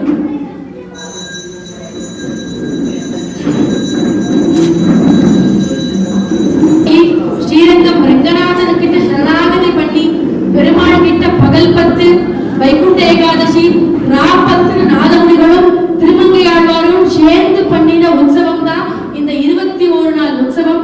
அப்படி நடந்து, ஏன்னா அவர் சபதம் பண்ணினாரே, திருவாய்மொழி பிரபந்தமா நான் அழிய விட மாட்டேன், அதுக்கு தேவகானம் அமைச்சார், பாட்டா பாடினார் நாதமுனிகள். இவருக்கு நம்மாழ்வார் மேல பாரி பிரீத்தி, இவருக்கு திருமங்கை ஆழ்வாருக்கு. அப்போ ரங்கநாதர் கேட்டாரா, நீ பாடினதே இருக்கேன், திருநெடுந்தண்டகம், திருக்குறுந்தண்டகம், சிறிய திருமணல், பெரிய திருமணல், திருவள்ளுக்கூட்டு இருக்கு, அதெல்லாம் இருக்கேன். ஆனா நீ அதை விட்டுட்டு பெரியாழ்வாரோட சொல்ற.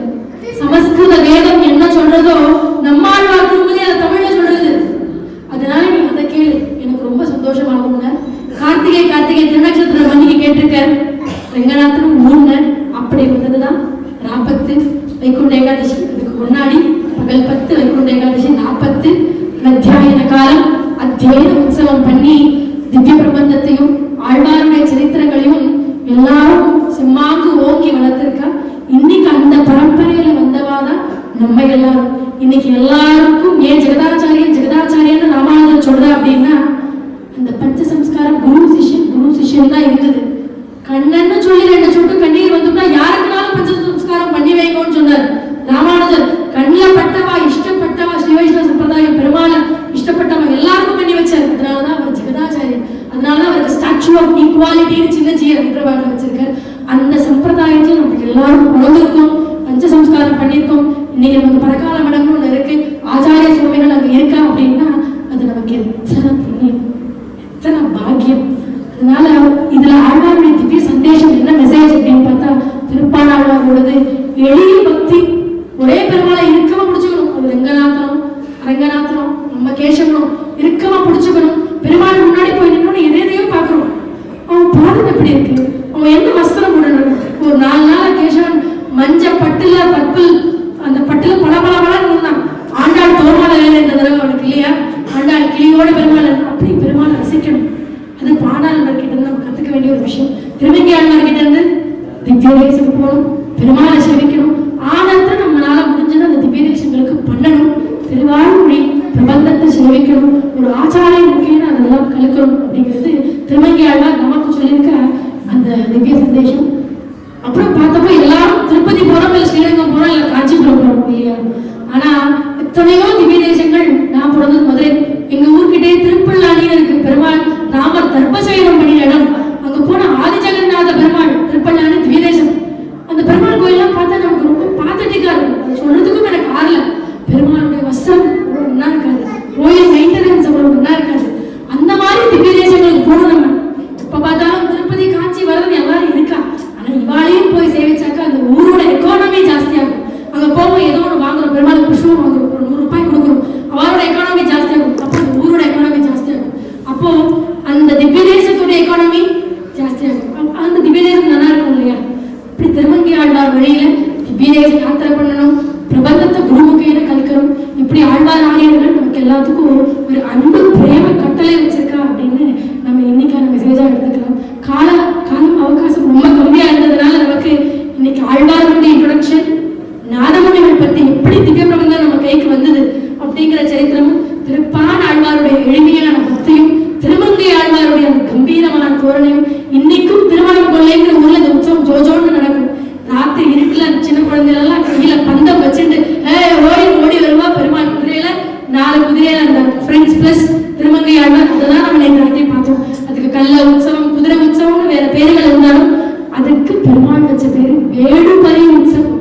வேடு அப்படின்னா வேட்டைக்கு போறது, பரி அப்படின்னா குதிரையில, வேடு பரி உற்சவம் தான் அதுக்கு அந்த உற்சவத்துக்கு பேரு. இப்படியாக இந்த மாதிரிகளில எல்லாரும் ஒரு சின்ன வாய்ப்பு பெருமாள் பத்தி பேசுறதுக்கும், ஆழ்வார் பத்தி பேசுறதுக்கும், திவ்ய பிரபந்தம் பத்தி பேசுறதுக்கும் கேசவர் எனக்கு கொடுத்த பெரிய பாக்கியம். என் லைஃப்ல இன்னைக்கு நான் பாக்கியவதியா நினைக்கிறேன். ஏன்னா ஆழ்வார் பத்தியும் பெருமாள் பத்தியும் பேசுறதுக்கு அந்த பாக்கியம் அவன் கொடுக்கணும், நம்ம கட்டுண்டா போறாது, அவன் கொடுக்கணும் அந்த வேதிக்கையை. அதுக்கு எல்லாருக்கும் என்னுடைய சிறந்த நமஸ்காரம்.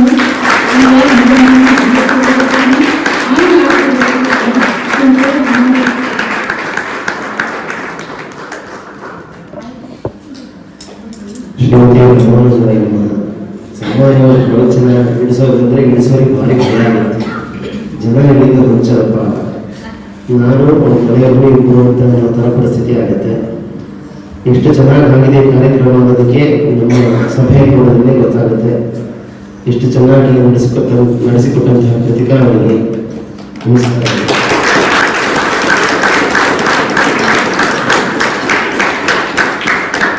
ಕೃತಿಕಾ ಅವರು ತಮ್ಮ ಸಣ್ಣ ಇಂಟ್ರೊಡಕ್ಷನ್ ಹೇಳ್ಕೋಬೇಕು ಅಂತ ಕೇಳ್ಕೊಳ್ತೇನೆ. ತಾವು ಎಲ್ಲಿಯವರು, ಮೂಲ ಎಲ್ಲಿ, ಏನು ಓದಿದ್ದು, ಮತ್ತೆ ಅಧ್ಯಯನವನ್ನು ಹೇಗೆ ಮಾಡಿದ್ರಿ, ಗುರು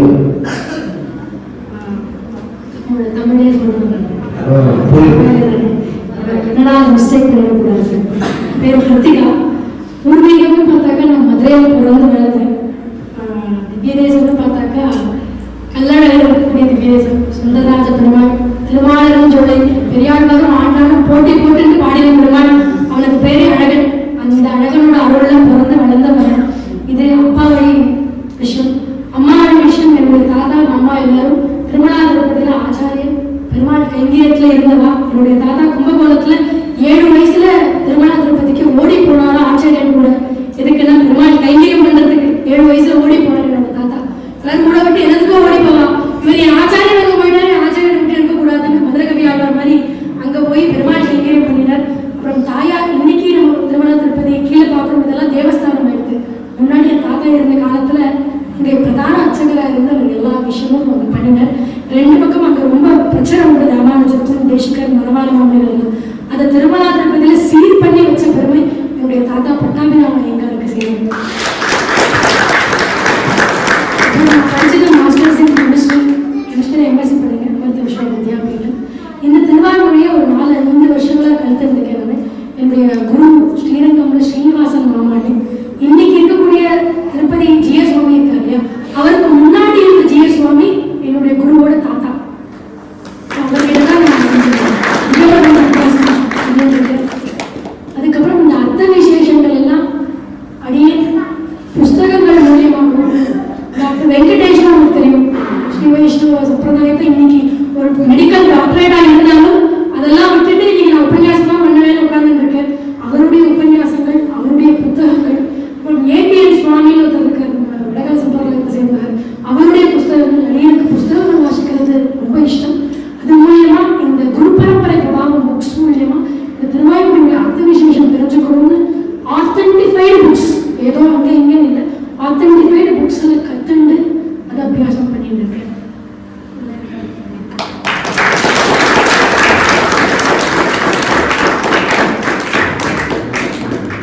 ಬಹಳ ಸೊಗಸಾದ ಕಾರ್ಯಕ್ರಮ ಸಂಪನ್ನವಾಗಿದೆ. ನಮ್ಮಂತರಿಗೆ ನಮ್ಮ ಪೂರ್ವಿಕರ ಇತಿಹಾಸ ಹೇಗಿತ್ತು ಎಂದು ನಾವು ತಿಳ್ಕೊಳ್ಳೇಬೇಕು. ಆ ಇತಿಹಾಸದಿಂದಲೇ ನಾವು ಈಗ ಹೇಗಿದ್ದೀವಿ ಅನ್ನೋದನ್ನು ಒಂದು ಪೂರ್ವಾವಲೋಕನ ಮಾಡಿಕೊಂಡಾಗ ಗೊತ್ತಾಗುತ್ತೆ. ನಾವು ಉಧರಂಬರಣಕ್ಕಾಗಿ ಹೊಟ್ಟೆಗಾಗಿ ನೋಡ್ತಾ ಇದ್ದೀವಿ, ನಾರಾಯಣನನ್ನು ಕಂಡುಕೊಂಡಿಲ್ಲ. ಇನ್ನೂ ಈ ದಿವ್ಯವಾದ ಪ್ರವಚನ ನಾರಾಯಣನ ಕಂಡುಕೊಳ್ಳೋ ಕಡೆಗೆ ನಮ್ಮ ಮನಸ್ಸುಗಳೆಲ್ಲ ಸಾಗಲಿ ಅಂತ ಕೇಳ್ಕೊಳ್ತೇನೆ. ಚೆನ್ನಾಗಿ ಭಗವದ್ಗೀತೆಯನ್ನು ಮಾಡುವಂತಹ ಖಚಿತ ಅವರಿಗೆ ಮತ್ತೊಮ್ಮೆ ನನ್ನ ತಂದೆ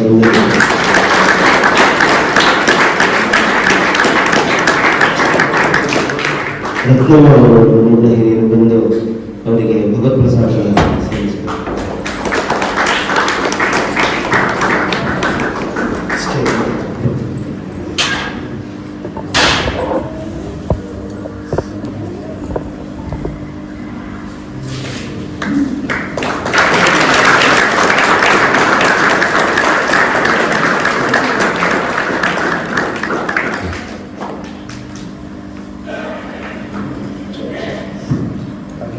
ಮೊಮ್ಮಗ ರೋಣವರು ವೇದಿಕೆಗೆ ಬರಬೇಕು.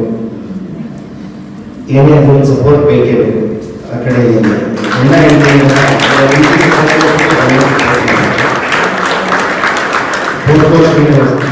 ಶ್ರೀನಿವಾಸ ಅವರಿಗೆ ಭಗವತ್ಪ್ರಸಾದನ ಸಲ್ಲಿಸಬೇಕು, ಅವರಿಗೆ ಉತ್ತೇಜಿಸಬೇಕು ಅಂತ ಕೇಳ್ಕೊಳ್ತೇನೆ.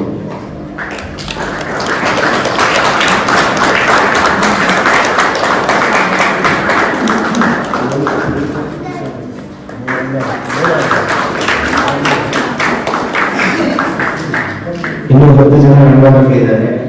ಮುಂದಿನ ವರ್ಷ ಸಮಯ ಇದೆ. ಇದನ್ನೇ ಸ್ಪ್ಲಿಟ್ ಮಾಡಿ 2-3 ಪ್ರೋತ್ಸಾಹ ಮಾಡಿ ಅದನ್ನು ನಡೆಸ್ಕೊಡ್ಬೇಕು ಅಂತ ಕೇಳ್ಕೊಳ್ತೀನಿ.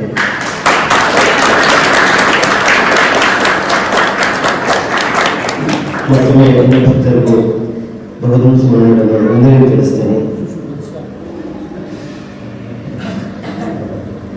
ನಾಳೆ ಬೆಳಗ್ಗೆ 10 ಗಂಟೆ ಸರಿಯಾಗಿ ನಮ್ಮೂರವರೇ ಆದಂತಹ ಭಾರ್ಗವಿ ಅವರಿಂದ ಸಂಗೀತ ಕಚೇರಿ ಇದೆ.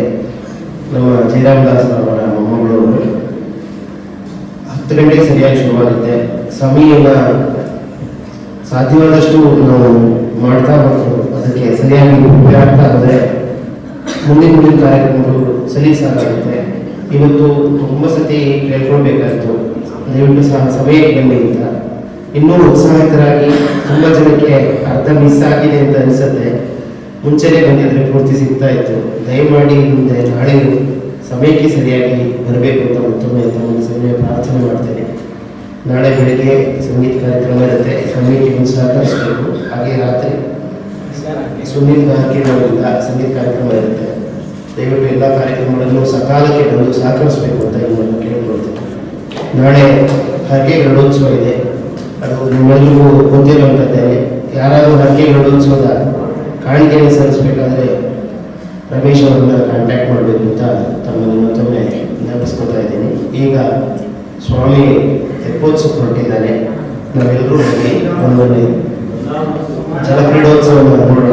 ಅದ್ರ ಮುಂಚೆ ಬೃಂದಾವನದಲ್ಲಿ ವಾದ್ಯಾರ್ಮ ಮನೆಗೆ ಹೋಗಿ ಬೃಂದಾವನ ಸ್ವಾಮಿ ತೆಪ್ಪೋತ್ಸವ ಹೋಗ್ತಾರೆ. ಬೃಂದಾವನ ಅಂತ